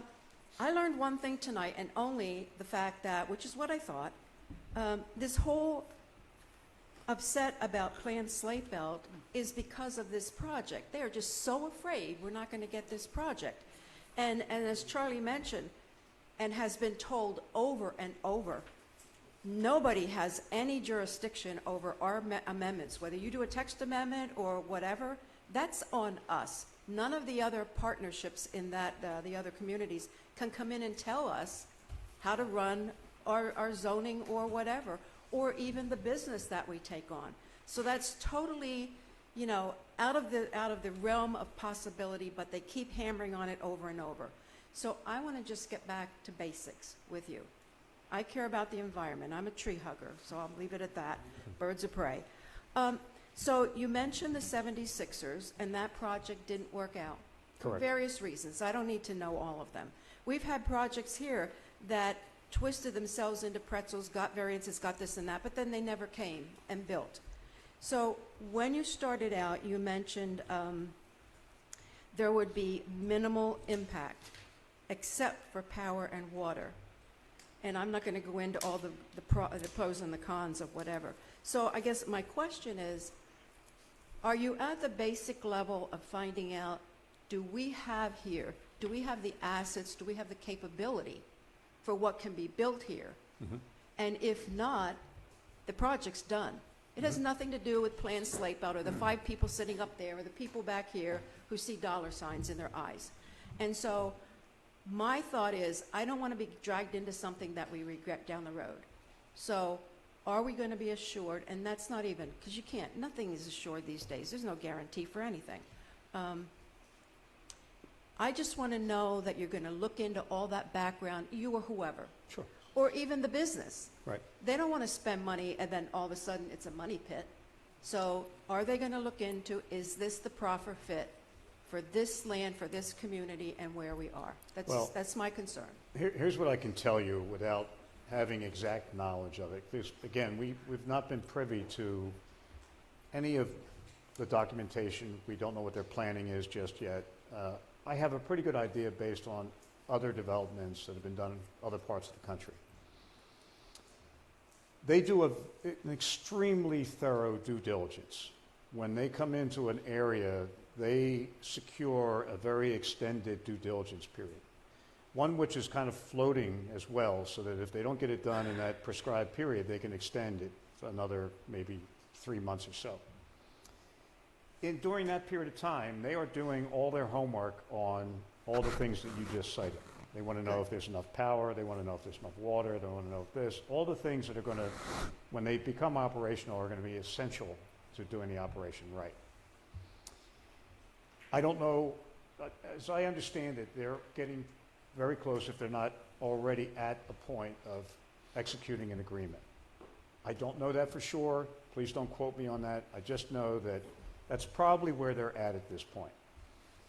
I understand they've been around for quite some time now, so they've gone through a pretty lengthy due diligence period.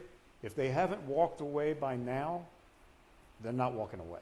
That means that they've already determined that all the things they need are there, or they're going to get them there. They've probably been talking to the local utility. They've probably been talking to, or they've determined how much water is available. Of course, it's close to the river, so that helps. There's again, a whole checklist of things. And again, I can't go through all of that checklist because it gives away who they are. But I would assume, safely I think, that they've done all of that thoroughly now and they're ready to move forward, which means that the site is suitable. What you will not have, based on what I know about this particular industry, is a gotcha or a head fake. They never do that because they're talking about really big investments. It's unlike any other investment that any developers typically do. So with that kind of investment, that's why they have such an extended due diligence period. They want to make absolutely certain. They're still hanging around. They're here. We're going to see them over the next couple of weeks. That means they're in. Okay. I understand a lot because I've been looking at this. I understand a lot of what you're saying. And I guess I'm still a little skeptical only because there are a lot of those big companies that want to do this kind of project, and there are people all over the country clamoring to get them in. Yep. And some sites are going to be more adaptable, more ready to go, and Yes. I just think what we have here, I'm just concerned, that's all. And I thank you for being my upfront and pleasure. honest about it. Thank you. Well, I can tell you that this type of project has been done in almost any environment you can describe. I mean, I often say this to people, they would build one in the North Pole if they could find power. Yeah, not as much cooling needed, Yeah. Sure. Could be easier, Right. at least. Okay, I appreciate it, thank you. My pleasure. My pleasure. Ray, and we'll make this the last question because we've gone over Paul's time. Ray Higgins, 580 Centerville. Thanks for coming out. One question directed to you and then one to the supervisors. Question directed to you. We have an economic development committee in this town. We have a great liaison. John comes to all our meetings. Shouldn't they be coming to us and getting us involved in this more? We should be part of this. That's what you have us there. And you haven't utilized any of the resources. It's too early in the process, Ray. We don't have, they haven't told us that they're definitely coming in here yet. But yeah, we will utilize you, no doubt about it. We understand that. We also understand that there's certain things you can't talk about. To be honest with you, what I'd love to see is both groups meet, and I know we can't because of sunshine laws. Yeah. But there has to be a way that we can get some kind of open dialogue between us so you can get the feedback from the business people that are in this town. You've got your liaison, Supervisor Erler. We're as soon as we can go public with this, as soon as we can talk openly, we're going to utilize the Economic Development Committee. What's it? Yeah, and all the committees. So And we're going to form a community committee made up of maybe someone from the EDC, maybe someone from the Planning Commission.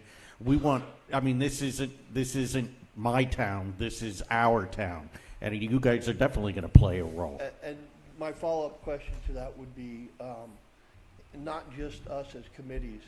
You guys should come up with some citizens and put them into a group from both sides of the field. We're planning that exactly. And then have them be able to hear some of the things that are going on with your consultant. Because then it's going to be open and transparent. Right now it doesn't, a lot is hush-hush. And some of us understand that you can't talk about it. But others just see that it's very vague and unclear right now. So if you pulled in some citizens into a group, you might get rid of some of that. But I definitely think you guys have not tapped any of the resources outside of your small group up there to get any input on anything. As soon as we can, we will. Trust me on that. Mr. Higgins, this is also one of the reasons that at the last meeting or the one before that, I asked for a meeting for all the chairs of the committees and the vice chairs to get together because each of those chairs and vice chairs reach so many different people, and the diversity of all of our different groups is exquisite, and that's great, and it's bringing them all to the table so that we can start sharing information, getting feedback, and doing it little by little so that we're not super overwhelmed. And one of the greatest things about having a consultant is that each of the supervisors now have access to a place to go without breaking the sunshine law so that he can collect all the ideas, and he knows more of, once he talks and we get into more talks with ABC, of the scale, and we can get that into perspective so that the community benefits as a whole and not just focused here and the money only goes to the park or the money only goes to the fire department. All these places, could greatly benefit from it, and we're going the to whole try town will benefit Yeah, overall. we're going to try and make sure that we have all the ends covered. Now, we can't have meetings, but is there a way to set up where there's information exchange between all our groups somehow? That's pretty easy to get on, where we can almost have open chats to bounce ideas to you guys and things we see or hear and vice versa. So there's some communication between zoning, hearing, planning, our group, the sewer authority is still existing. All that should be part. The more minds that you can get involved in this to come up with the right answers or give information to the consultant or receive information from the consultant is going to make it more transparent. And the more transparent it is, the more people understand it, the better off everybody will be. Let me take it. Sorry, go ahead. Let me take it. It's a good idea. We're also going to need all the committees to play a part of this community benefits agreement. We want to hear your wish list as well. So let's start talking. How do we do it without violating the sunshine law? That's one of the things I have can on the come to agenda one of your meetings. Yeah, but you only have one, where we want to get all the minds together so everybody can talk. Like we have certain meetings where we've actually been able to talk. And well, how about as soon as we're allowed to go public with it, I'll set up a town hall. I'll invite the EDC. I'll invite Park and Recs. I'll invite all the committees we have, and let's have an ideas meeting. And we can do that. Let's do that. And I know Supervisor Erler has got the committee chair meeting, and I totally support that. And I'll try and make that meeting as well. As soon as we can come forward, we're bringing you guys in. We need you. We need your backgrounds. We need your thoughts. We need your ideas. John comes to our meetings, and it's great. He gives us some input. Sometimes he's on the firing squad, and sometimes he's firing back.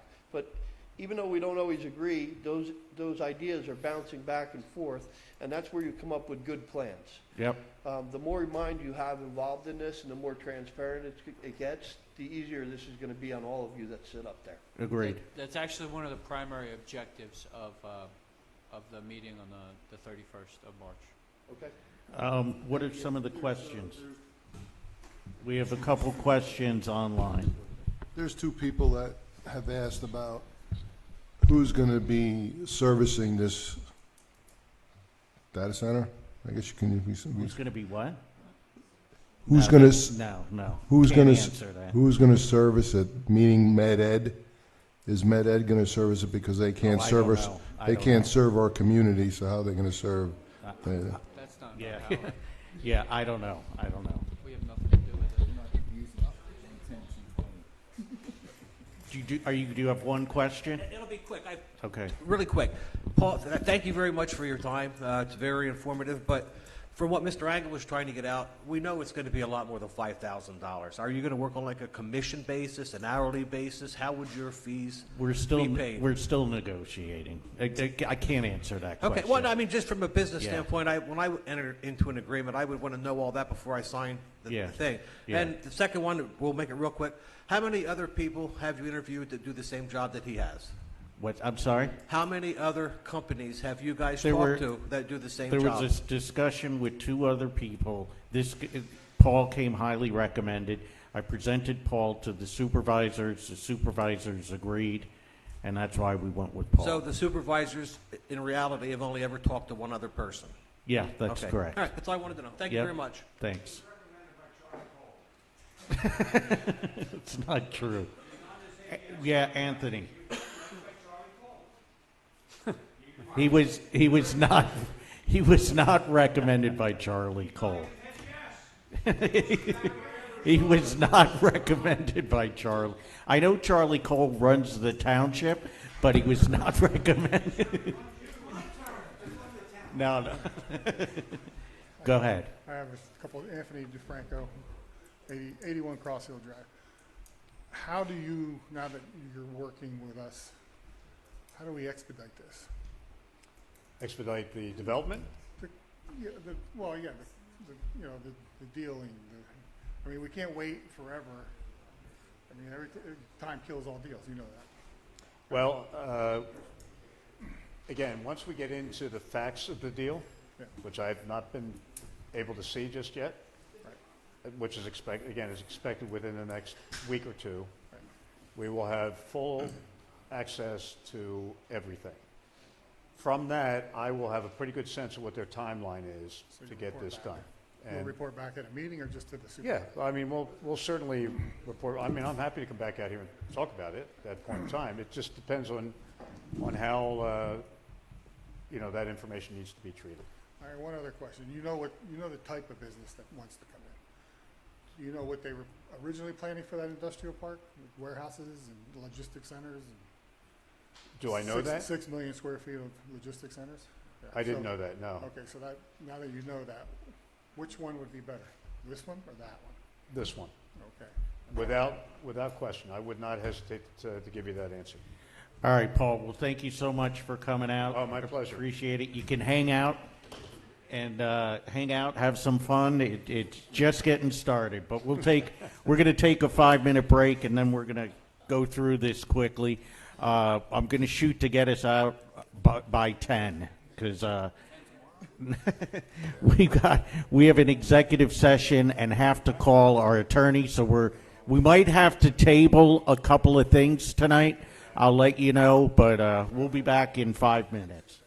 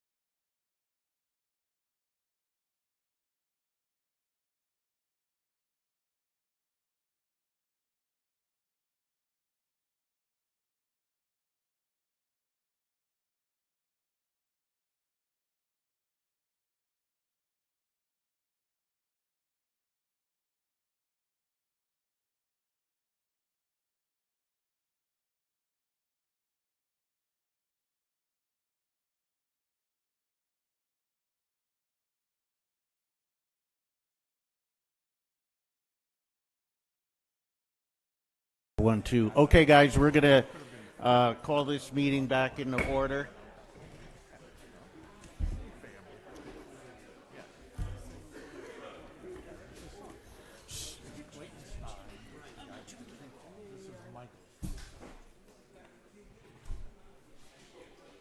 So it's 9 o'clock. My thoughts are, because we still got a pretty packed agenda here, my thoughts are to table the planned slate belt multi-municipal plan, the property maintenance officer, and the park foundation letter. It's 9 o'clock, Ron. We'll put it. We'll. I'm not. We can put it up on the next meeting. We can put it on for the next meeting. We've got all these resolutions. Ron, take it easy. I'm opening it up for the supervisors.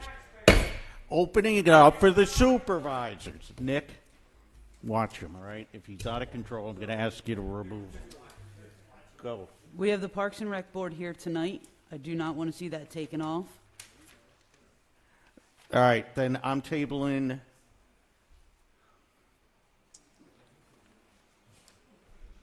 The planned slate belt is fresh in everyone's minds. It's very No, important, but I do think that that's going to take a lot of time. It is. So we're going to table. I'm making a motion to table the planned slate belt multi-municipal plan, the property maintenance officer,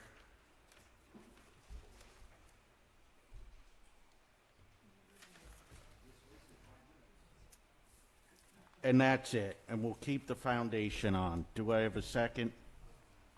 Second. Any other discussion? What's our time frame on the planned slate belt? Can it go on for the We'll next put it on the meeting? next meeting. Yeah. Do we have a time requirement for the steering committee? Is March 8th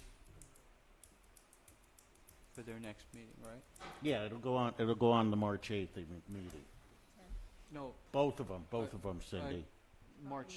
Yeah, both of them, please. Can we table the yard sale? So that's do we Yeah. have time for that? Yeah, we'll amend the motion. I'll amend the motion to table the yard sale.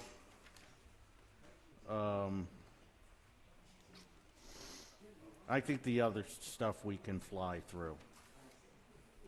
Okay. Okay, all those in favor of the motion say aye. Aye. Aye. Any opposed? You're welcome, Ron. And thank you for the candy, Ron. It's very good. I did. I didn't get no damn candy.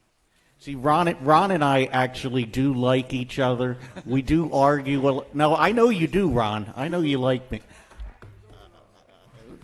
I love you too, Ron. See that admiration? We can agree to disagree, but we still love each other. All right. All right, moving on. Resolution 2025-05. This is a resolution that is going to amend Resolution 2024-03 that adds Mr. Mezzanotte and also Tara Mezzanotte. Well, Mr. Mezzanotte will be the municipal liaison for NJ I-80 and Route 611 matters, and we're adding Mr. and Mrs. Tara Mezzanotte as the Amtrak project liaison. So with that being said, I'll make a motion that we adopt Resolution 2025-05. I'll second. Any discussion? All those in favor of the motion say aye. Aye. Aye. Motion carries. Terry, you're not hanging out? Bye. All right. Next up, Resolution 2025-06. Ron? Thank you, Mr. Chair. I I'm assuming this is the one in which the grant will be, where the funding will come from the Heritage Conservancy. Right. These are not the resolutions rescinding the Northampton grant, correct? That's what we have on here, just those two, not the four? Right, right. Okay. So this is a resolution whereby the Heritage Conservancy is going to be the funding agent for the property in question. I don't know. I don't have the numbers in front of me, so I don't know. Is that? That's the 2025. Oh, I see. Okay, sorry. So 2025-06 is the Haddad property. Correct. And that is going to be funded by the Heritage Conservancy half, and the township will then be paying 50% of the funding, so that can now be processed in preservation. And well, we might as well discuss the Nordstrom one. It's the same resolution in which, again, Heritage Conservancy is going to be funding that up to 50%, and the township will be paying the other 50% of the funding, so that those two resolutions can move forward without having to worry about being bound by the updated livable landscapes contracts, which were a little they were a little severe with respect to what the township could or could not do with respect to those plans. So we can get a motion to adopt Resolution 2025-06 and 2025-07. I don't see why not. Okay. Okay, there's a motion to adopt both resolutions. Is there a second? Okay, any other discussion? I just want to make sure the Haddad is the land that's right next to Johnsonville, correct? Yeah. And what is the purchase price on that?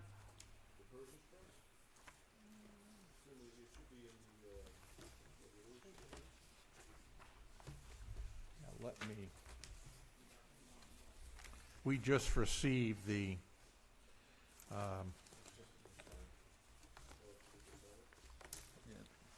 various conservation easement agreements and agreements of sale. I have not had a chance to look at them yet. However, the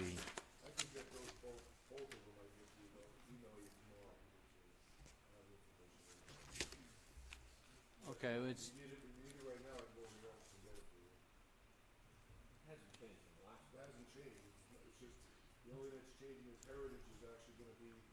I understand.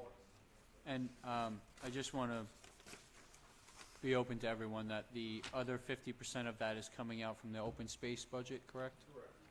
Okay. And according to what I have here on these agreements, again, I have not yet read them. It appears that the Haddad property is a selling price of approximately $141,000, and the Nordstrom property is a selling price of approximately $507,000. And the Nordstrom property is the property that's right off of River Road at the top of the mountain, is that correct?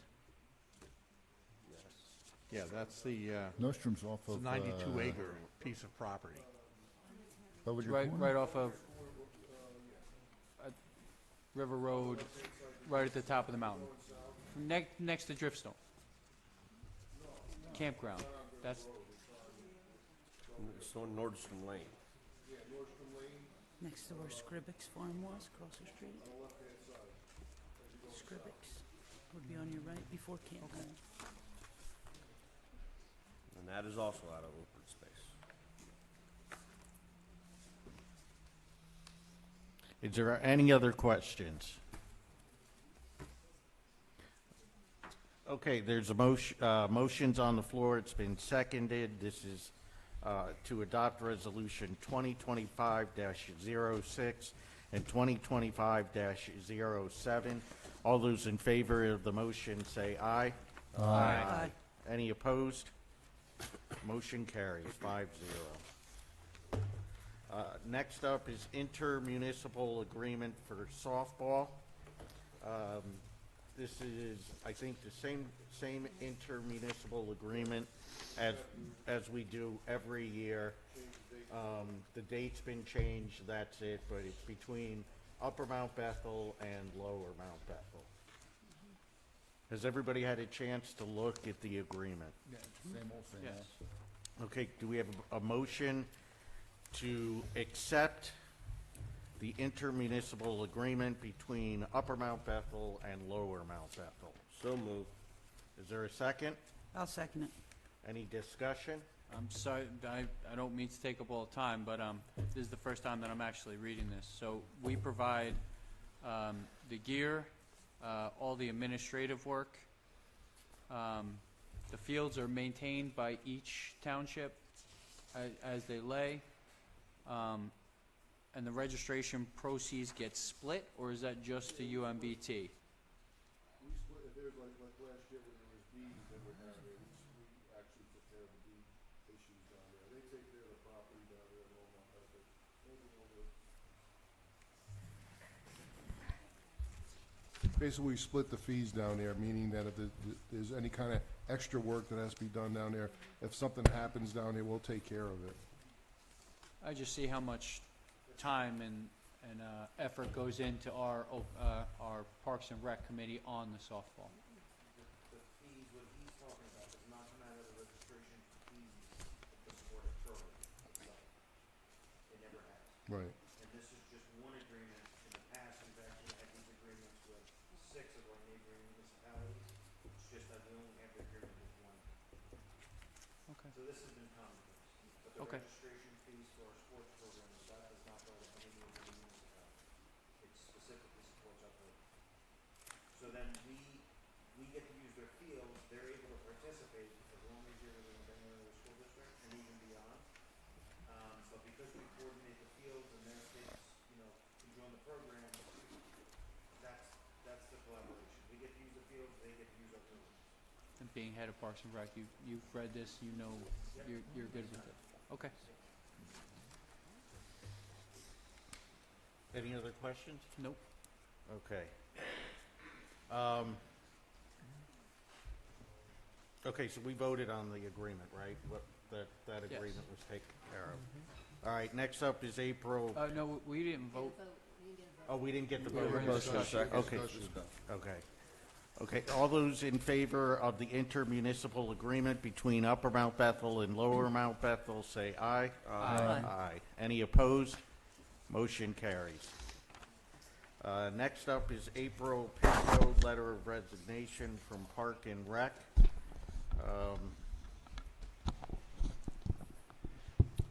So the Park and Rec accepted Mrs. Pinto's resignation from the board.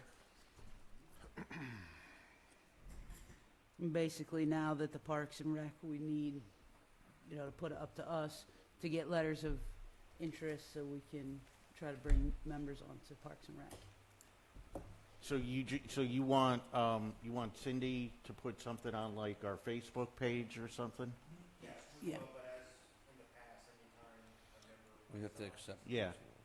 We have to accept it, what is recommended. So you don't need a motion from us on this? I don't think so. Acceptance of the resignation. Yeah. Whatever you want to call it, and then we're gonna post for letters of interest for this. Okay. Okay, thank you guys, appreciate that. We don't need a motion on this, Ron. Well, someone has to accept the resignation, so I don't know if the rec board did that or not, or if they just Yes, passed they it. did, did. 4-0, they did it on the 13th. All right, then They accepted. that should be fine. then. Okay. All right, EAC reappointment. This is the Environmental Advisory Committee. Courtney Gilmore has submitted a request to continue to serve on the EAC. Yeah, I'll make that motion, Mr. Chair. Okay, is there a second? Second. Okay, any discussion? After reading her letter, I agree with what she has to say on here, that our smaller businesses thrive on tourism generated through our recreational draw.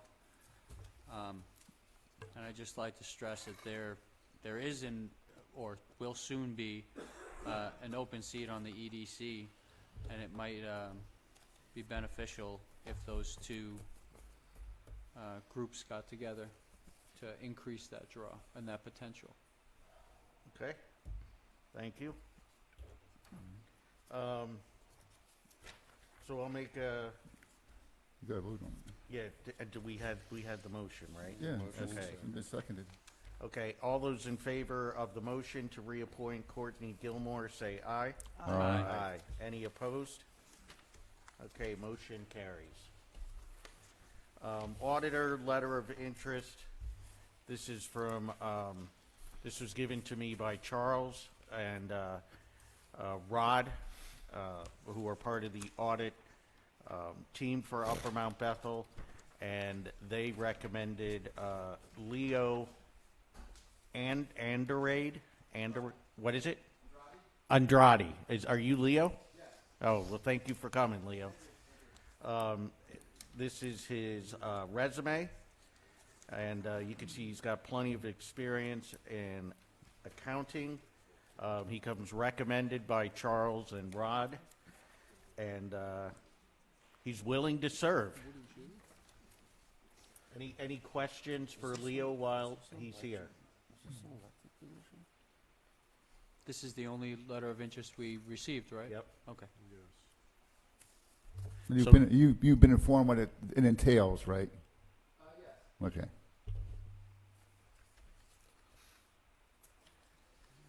Okay, do we have a motion to appoint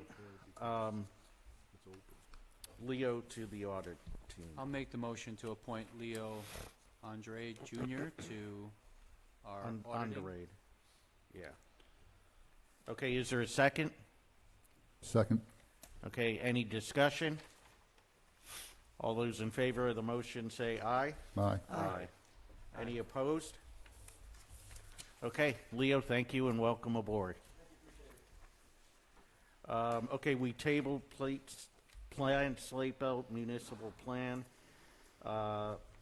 property maintenance officer, community-wide yard sale, and those will all go on our March meeting. Yes, please. Okay, so next up is the Park Foundation. I would like to Go ahead. take on this. On February 13th, at the monthly Parks and Rec meeting, a letter was presented to the board on funding from the Park Foundation. This letter was voted on to present to the supervisors. The vote was passed 4-0. In a moment, I'll pass the mic over to Stavros to share the letter and speak on the board's behalf. But first, I do want to just say that as a liaison, I have seen tireless efforts of this park board to raise funds to improve our park. This small group puts together fantastic events that bring people to our park. They volunteer countless hours to raise money without any help from taxpayer revenue. If they want to put in a commercial kitchen, let's just say, the estimate on that would be $50,000, if not more. There's money left in the Park Foundation that was intended to be left to Parks and Rec for future improvements to the park. It should be discussed on how the money should be shared with Parks and Rec. I'll give the mic over to Stavros to share with his letter that was put together by the Parks and Rec.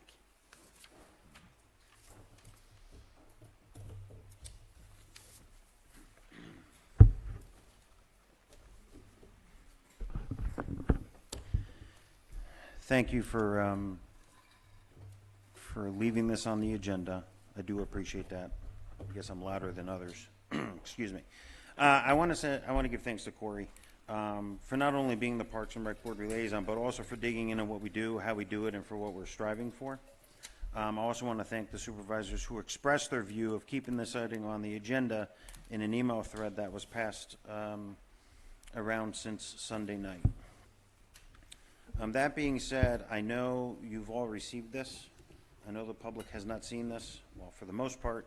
So I'm going to read this letter it's only a page, into the record, and so the public can hear it from me directly. Dear Board of Supervisors, we are writing regarding the Upper Mount Bethel Community Foundation Incorporated, formerly known as the Upper Mount Bethel Community Park Foundation. On December 31st of 2018, Lauren Rabat, the chairperson of the UMBT Park Foundation, sent a letter to the former township manager, Rick Fisher, and the Board of Supervisors announcing the intention to dissolve their 501c3. Enclosed with that letter was a check for $22,464.52, described as, and I quote, the balance of funds less filing expenses from the Community Park Foundation. However, on or around August 6th of 2019, a bank statement was mailed to the township office showing a balance of $8,015.65. On June 15th of 2021, June 25th of 2021, Ronald Karasak, on behalf of our committee, sent a letter to Lauren Rabat inquiring if these remaining funds would be transferred to the township for our use. In her response, Rabat stated, and I quote, I have been unsuccessful in returning monies due to ESSA, but will resume those efforts and forward the balance to the Park Committee. To the best of our knowledge, these funds were never transferred to the township or the Parks and Recreation Board. Despite our ongoing need for support to fund and implement projects such as walking paths, pickleball courts, commercial kitchen in the pavilion, rehabilitating the large barn, the September barn, or the rec center, or even park lighting. This situation, including the legality surrounding these actions, was under investigation by the previous Board of Supervisors. A formal complaint was filed on October 3rd of 2023. However, during your second meeting as a board, you collectively decided not to pursue the matter further. On January 22nd, 2024, Mark Metzger stated that he forwarded an information package to Chairman Birmingham which contained, and I quote, the Foundation's financial information that was provided to the attorney and the general investigator, further stating that its details, and I quote, are not to be made public. Chairman Birmingham then inquired about a letter from the Attorney General confirming the findings, which Mr. Metzger indicated had not yet been received. He also stated that he would need to consult with his attorney before releasing it. To our knowledge, no additional information has been provided to date.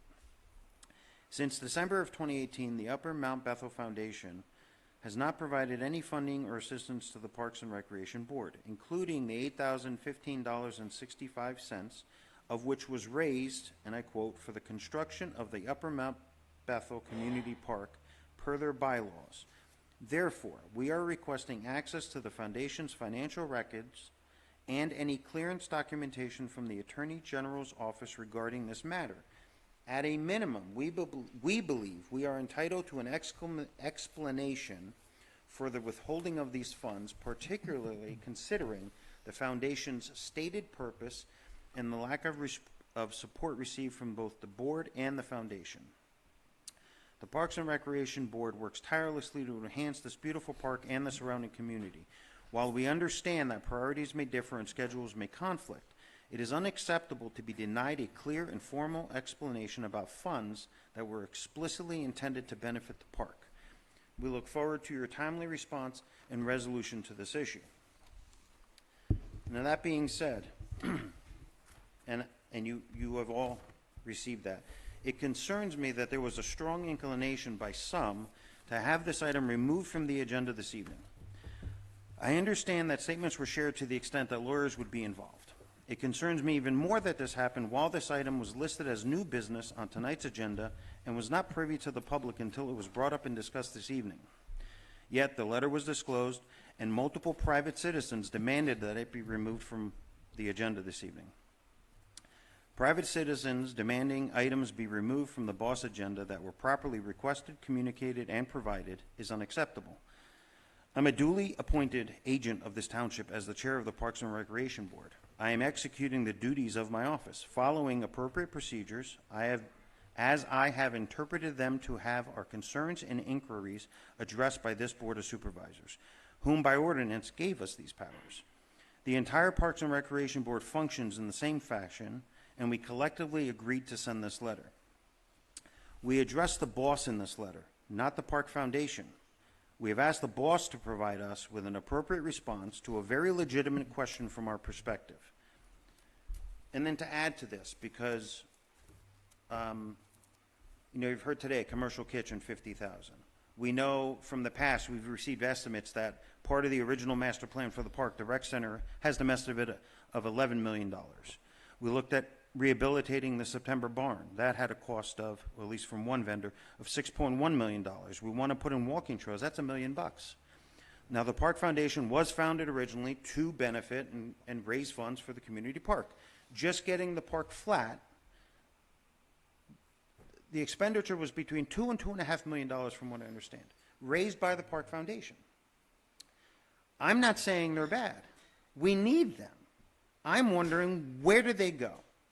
If they, and to a point, if the Park Foundation truly still remains as an active entity, why have they not attended a Parks and Recreation Board meeting since I've gotten involved? That's 8 years. Now, the flip side of that, if they truly remain as an active entity, when and where are their meetings so that Parks and Rec could attend their meeting to share with them what we're hoping to do for the park? Neither of those statements have happened. They don't exist. So if they exist as an entity, where are they? Because I have no idea, outside of knowing that the new chairman is sitting here today. And this is not a personal attack on you, Mark. I just want to be clear. No, it's not. Parks and Rec is looking to find out where we're going to get our next round of funding. Okay? Now, open space gets it through EIT. 85% of this township's already in some form of preservation. They have $2.4 million in their coffers. I've brought up before, maybe we need a referendum to provide some of that funding into Parks and Rec. I just showed you some of the things that were part of the original master plan, and not all of it, is almost $18 million. Parks and Rec has been able to spend $360,000 in the last 12 years for park development. And this ties into, for me, this ties into Plan Slate Belt. By way of, okay, we have a comprehensive plan, but there's still no vision. So, and this ties into some of what Paul Salt was saying tonight and the negotiations going forward. What are we negotiating for? You don't have a vision for the township. The individual committees have not been brought to the table, even internally, to say, what are you looking for? EAC, TAC, the EDC, Parks and Rec, open space. You have a bunch of volunteers, which we know we have a hard time getting, who are actually doing work to benefit this township. I think their input helps you. But then when I see stuff like this and I see no action, where do you see Parks and Rec going? As we start building facilities, which I hope we're able to do, those facilities require maintenance and upkeep. By ordinance, that's covered under the general fund. Even if we did entertain an executive director of recreation, according to the Pennsylvania Recreation and Park Society, that role is $123,000 a year. If we hire just a recreation coordinator, on average, through the state of Pennsylvania, it's a $65,000 job. We don't have any of that. And then we talk about enforcement in the township, which should tie into the township's future vision, whether it's ambulance or police or a property maintenance officer.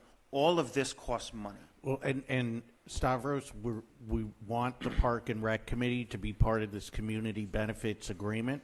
As soon as we're able to go forward, I'm looking at this holistically. It's not just the development. But It's not just Plan Slate let's Belt. stay on track. It's not just us. Let's stay on track of your letter and what tonight. I mean, I think that's for further discussion, no doubt. I about agree. it. I'm just holistically. It's not just about the foundation. It's about everything. This is just one piece of the puzzle. And yes, I'm chair of Parks and Rec, and I'm passionate about it. Sure. We don't have a formal response. We've never gotten it. You might have gotten the answers, but I haven't seen the result of that. There's no closure here. You mean the formal response to this letter? Formal response to the funds that were collected by donation for the purpose of park development. And as I understand it, because Parks and Rec is in the business of donations, if you accept a donation for a specific purpose, you have to use it for that specific purpose. So if money was collected for Parks and Rec's benefit, where is it? Because if you're not using it for Parks and Rec, you're doing a disservice to the donor. And if I'm not mistaken, it's not legal. You're supposed to use funds for the premise that they were donated. And that's it. Okay. Well, then I think it's something we're going to have to discuss with Ron, because this is something that the last board knew about. This is something that the current board knows about. So we will prepare a formal response then, and we'll work with Ron on that. Any questions for me outside of what I've stated? I just have kind of a question. Given that it was a 501c3, I don't see how we or anyone else can hinder the public from looking into their records. I do know that before I got onto this board in January, the second meeting in January, the board did decide to drop this issue. Again, I wasn't part of the argument or the information before that. I don't know how that ties in with us now picking it up after we officially made a motion to drop it. So, Ron, do you have anything to say?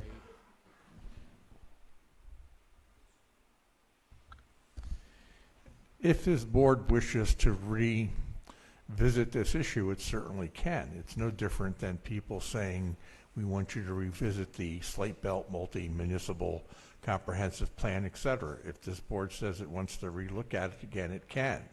The problem that the other board had before was that it was not getting any voluntary information, so they had to bring suit in order to force the information, but that issue was never heard because the suit was dropped in relatively short order.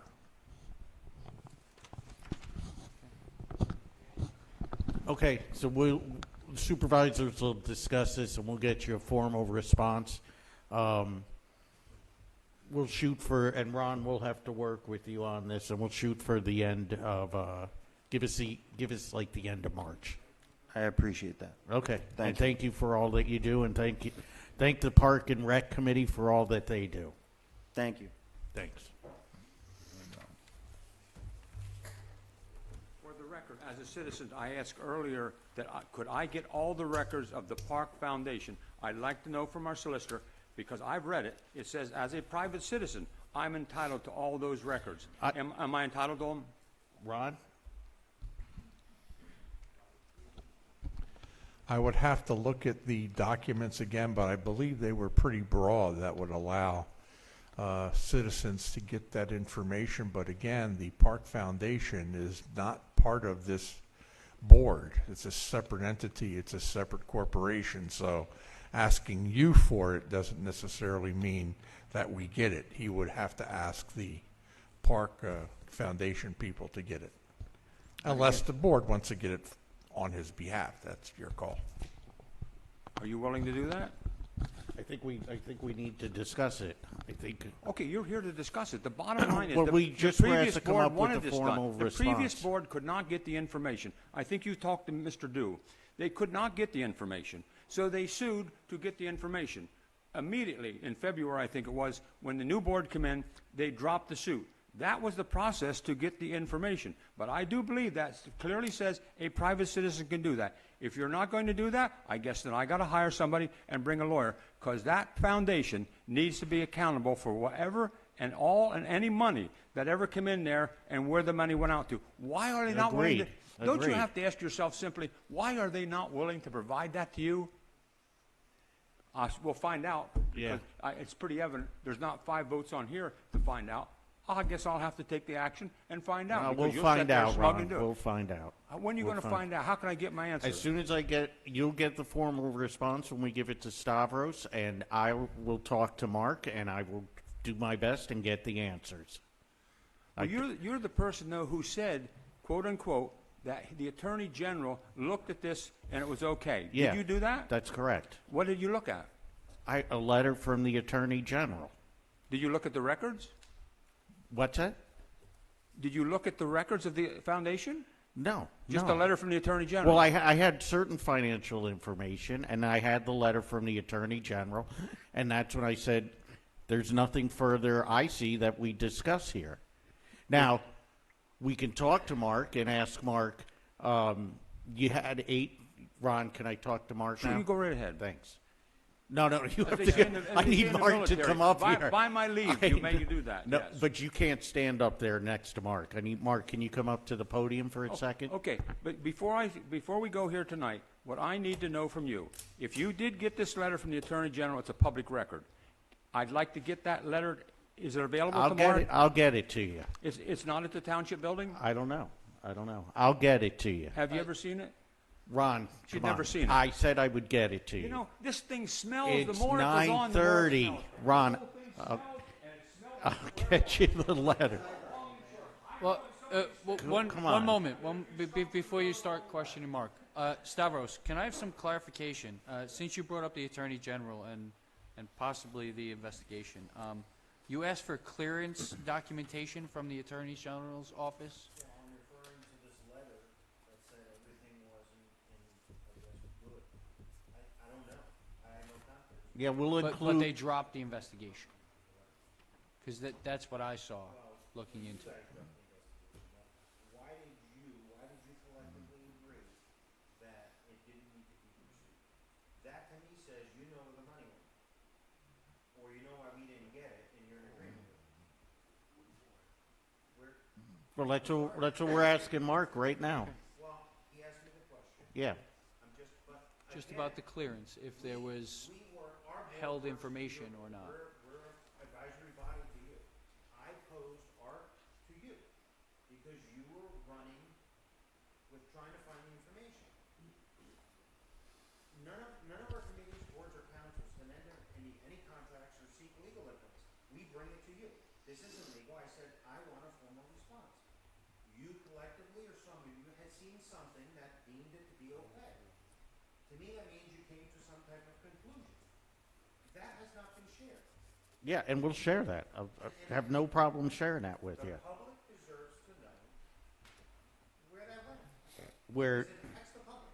If a community park had funds raised for its purpose, and the community park is not getting those funds, I think the public should know. yeah, I totally agree. He's right there. He's right there. Okay, let's ask him. What? I'm gonna get you it. I'm gonna get you it. Mark, there was the Park Foundation, this 8,000 was in the Park Foundation's account. The only reason that this township knows that there was $8,000 in that account is because the previous township manager stole our bank statements. We reported it stolen, and we inquired down to the district attorney, where we found out that the town solicitor had written a letter, and this was part of an investigation, and the results wouldn't be denied. Months later, Ed Nelson admitted that he took the mail, and Laura knew that that was happening, okay? So she had our address changed. But more importantly, Ed basically said that he took the bank statements because the bylaws said that he was entitled to open the mail. So I have to wonder what was in that letter that was solicitor sent to the district attorney, and if I have to reopen that investigation, I will do that. But to answer Mr. Stavros's question about monies that was donated to the foundation for park funds, that's almost true. The money was donated for a particular statement of work. The statement of work was performed, and there was money left over. At that same time, okay, people were talking about the NID and becoming a NIDMA. And if you recall, the Pennsylvania statute states that if there's a 501c3 located within the neighborhood improvement district, that 501c3 could be used as the managing authority for that NID district. Given my background with project management, I thought that I would be, and the foundation would be a good fit to do that job. And we decided to change direction and actually we sent a letter to the town to do that. That's when we found out that our 501c3 had been revoked. But come to find out, our solicitor had a letter from a CPA firm in Florida that was never delivered to the foundation. It wasn't until Charlie Hens submitted a right-to-know request that that letter came out, and lo and behold, it was addressed to the foundation, and we never received it. Who is the solicitor for the foundation? The solicitor is sitting right at the table with you guys. So now, not only... But that information is completely incorrect.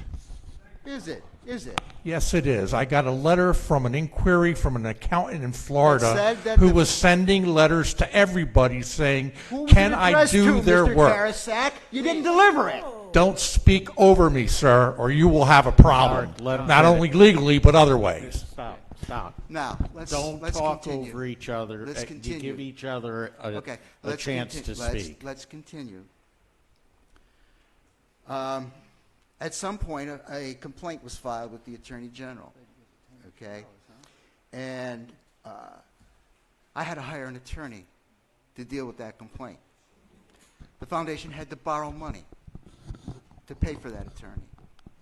The foundation right now is in debt $30,000 because of that. All right? So you can determine what the records say and what's going on with the money. There's no money there. The foundation has a debt that has to be paid. Do you have receipts for this? I've got everything, and I delivered it to the Board of Supervisors Sunday. I delivered a huge data package to you guys on Sunday. Okay. There have been some donations, but I also got to tell you that the foundation has not received a single donation since 2023. There's been no donations coming in, and I can't help you with anything. We had then told the board, as a result of the NID coming in, and they clearly didn't want the foundation there, that we were going to expand the mission and work towards a bigger and broader aspect for the community in terms of charitable initiatives and educational initiatives. I want to develop a workforce training center, a national scale workforce training center in conjunction with these data centers that may be coming to this town. That's where the foundation's focus is now. We were told when the NIDMA came in that Lou Pecker would provide all kinds of money for the park. Where is that money? And you can ask Martin Pinter about that one. He was the guy who was the advocate of that when they were selling the NID proposal. So I'm sorry, but the foundation is broken in debt. All right, so I haven't looked over the email that you sent yet. You sent this I'm really yesterday. disappointed about that, John. Yeah, you sent it I yesterday. put a lot of effort into that. I will.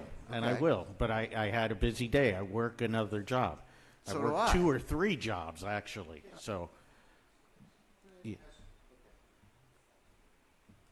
I forgot to ask up there, so I'm going to ask 2 questions. You should get a mic, Stavros. Everyone's asking you to get a mic.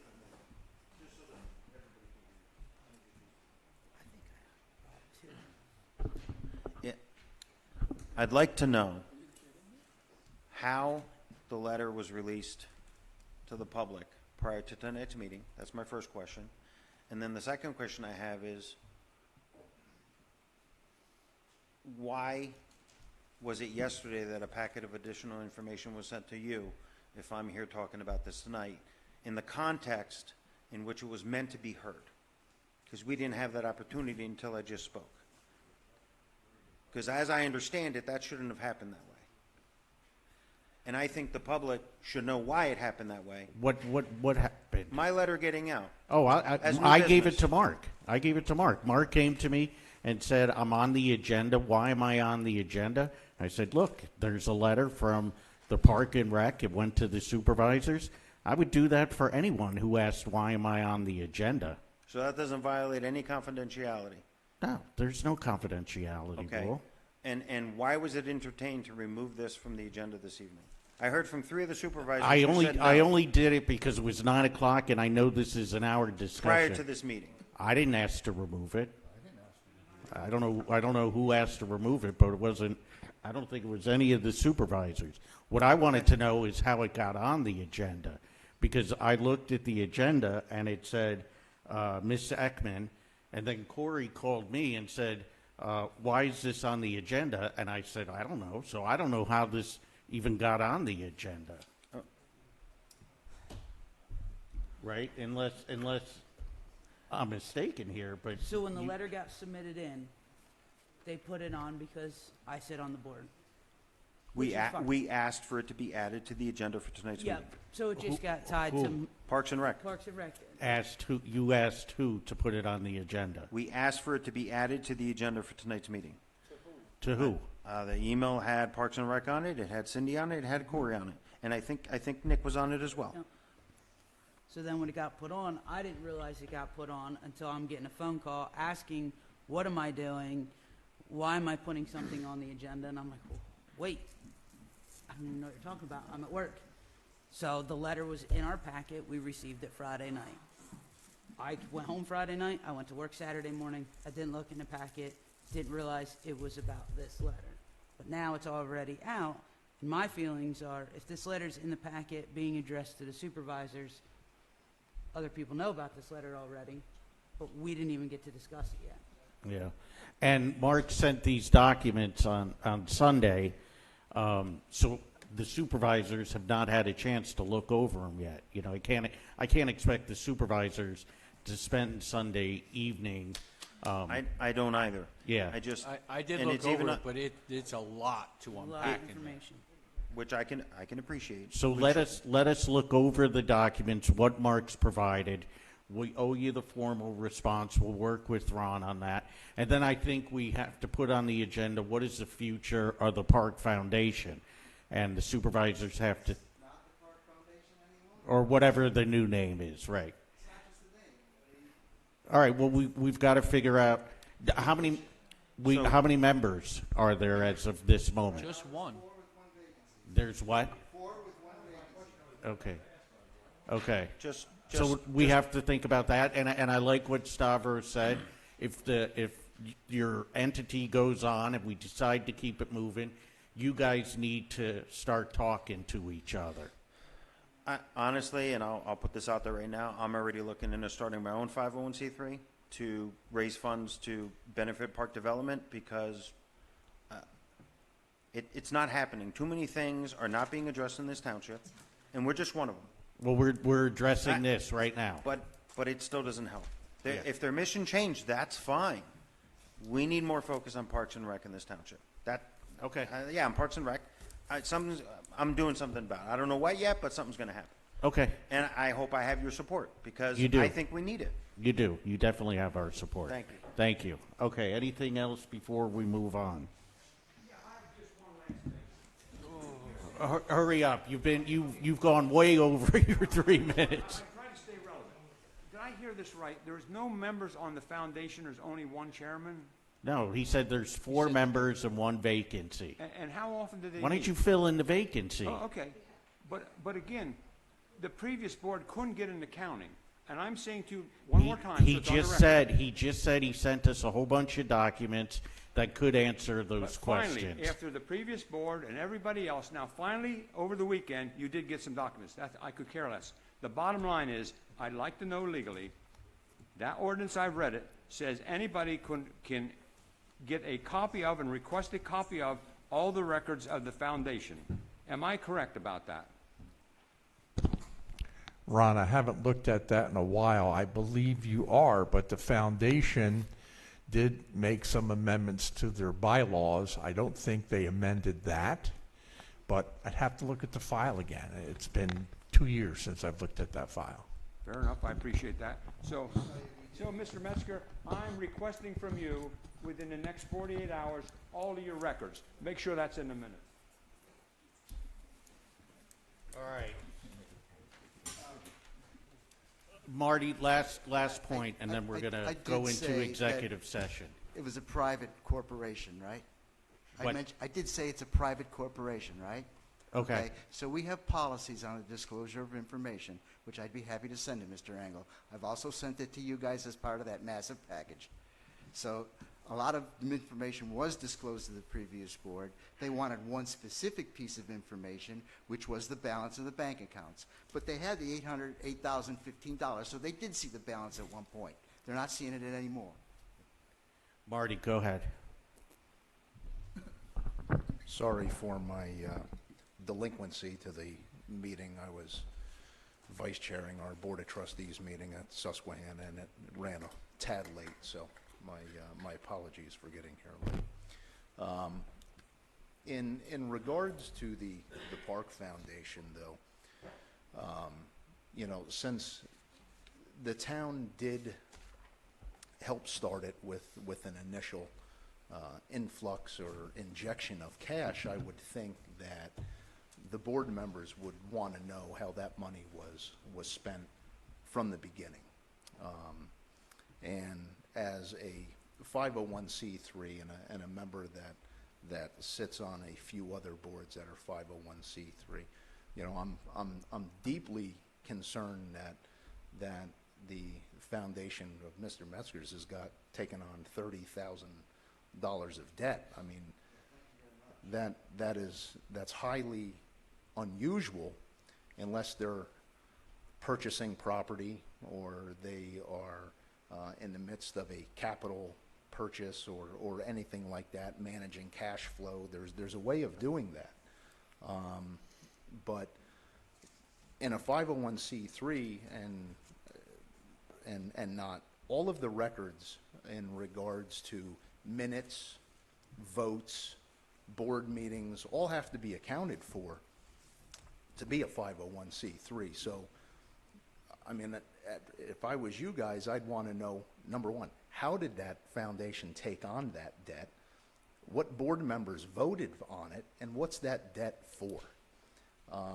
It's just highly unusual for a 501c3 to take on that debt. So hearing that, I'm quite surprised that even a board would vote to continue to take on debt when they're not even getting any funding to offset that. It's just highly unusual, and as a finance guy, that raises a lot of red flags. So I just wanted to give you my point of view and opinion. Thank you. Thanks, Marty. Okay, with that being said, we have to go into executive session. There's litigation matters that we need to discuss, and then we'll come out as soon as we're done.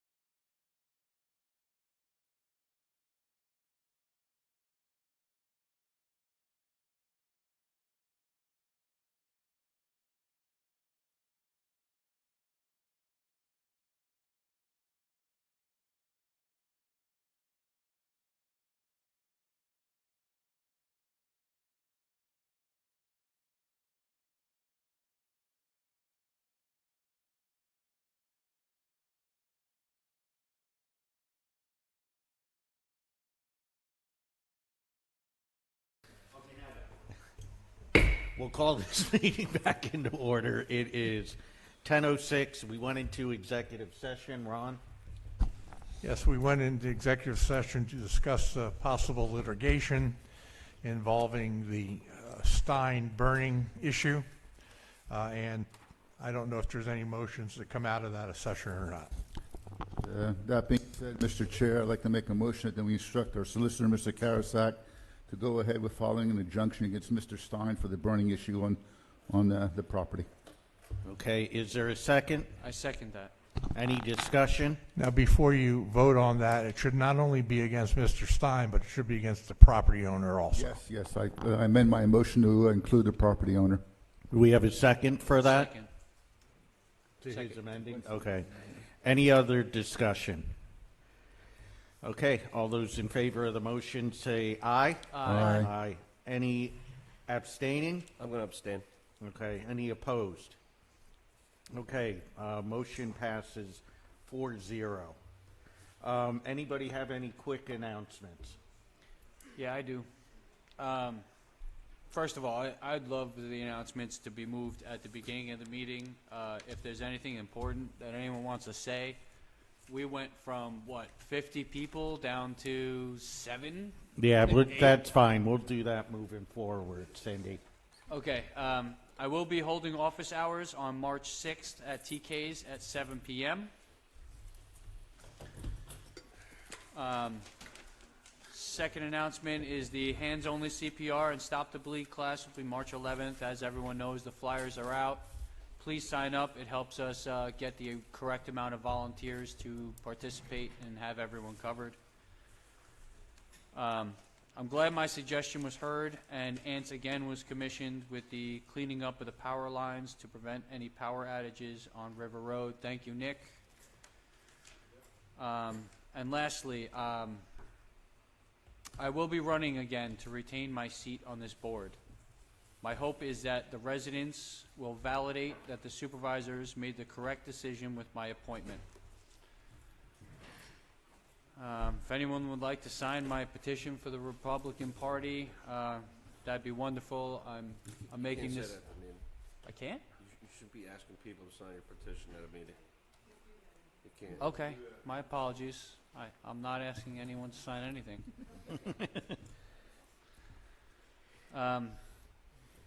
Well, if anyone, again, my office hours are March 6th at 7 p.m. Okay, thank you, Supervisor Erler. Supervisor Ekman? Nothing at this time. Supervisor Albert? Nah. Supervisor Friedman? Okay, and just a reminder, March 20th, I'll remind you again when it gets closer, we're having our regional meeting about ambulance coverage. We'll have Suburban there and Centronia there, and they will talk to us about coverage and better response time for the area. The Sportsman Banquet, which is hosted by the Mount Bethel Volunteer Fire Company, is March 22nd, 2025. The dinner is going to be catered by Hillside Smokehouse. Tickets are $50 each. There's a number you can call, 610-392-7818 for tickets, or stop by the firehouse on Monday nights. Or if you need someone to contact, just reach out to me and I'll get you a firefighter's number or email address, or reach out to any of the supervisors. That being said, it's 10 after 10. It's late. One thing, Mr. Chair. You have 4 seconds. I need 10 seconds. Go ahead.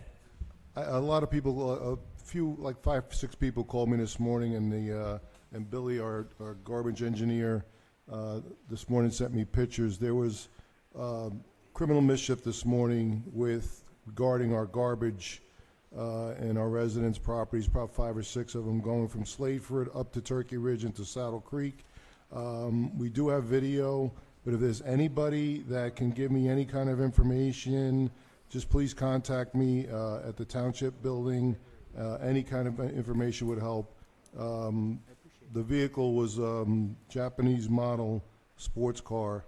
That's all I'll say right now. But if anybody can give me any more information about that, if you have any information, if you could please forward it to me, it'll be anonymous. Everyone has my email, is township manager at umbt.org, or just call the township, 570-897-6127, and I'm extension 5.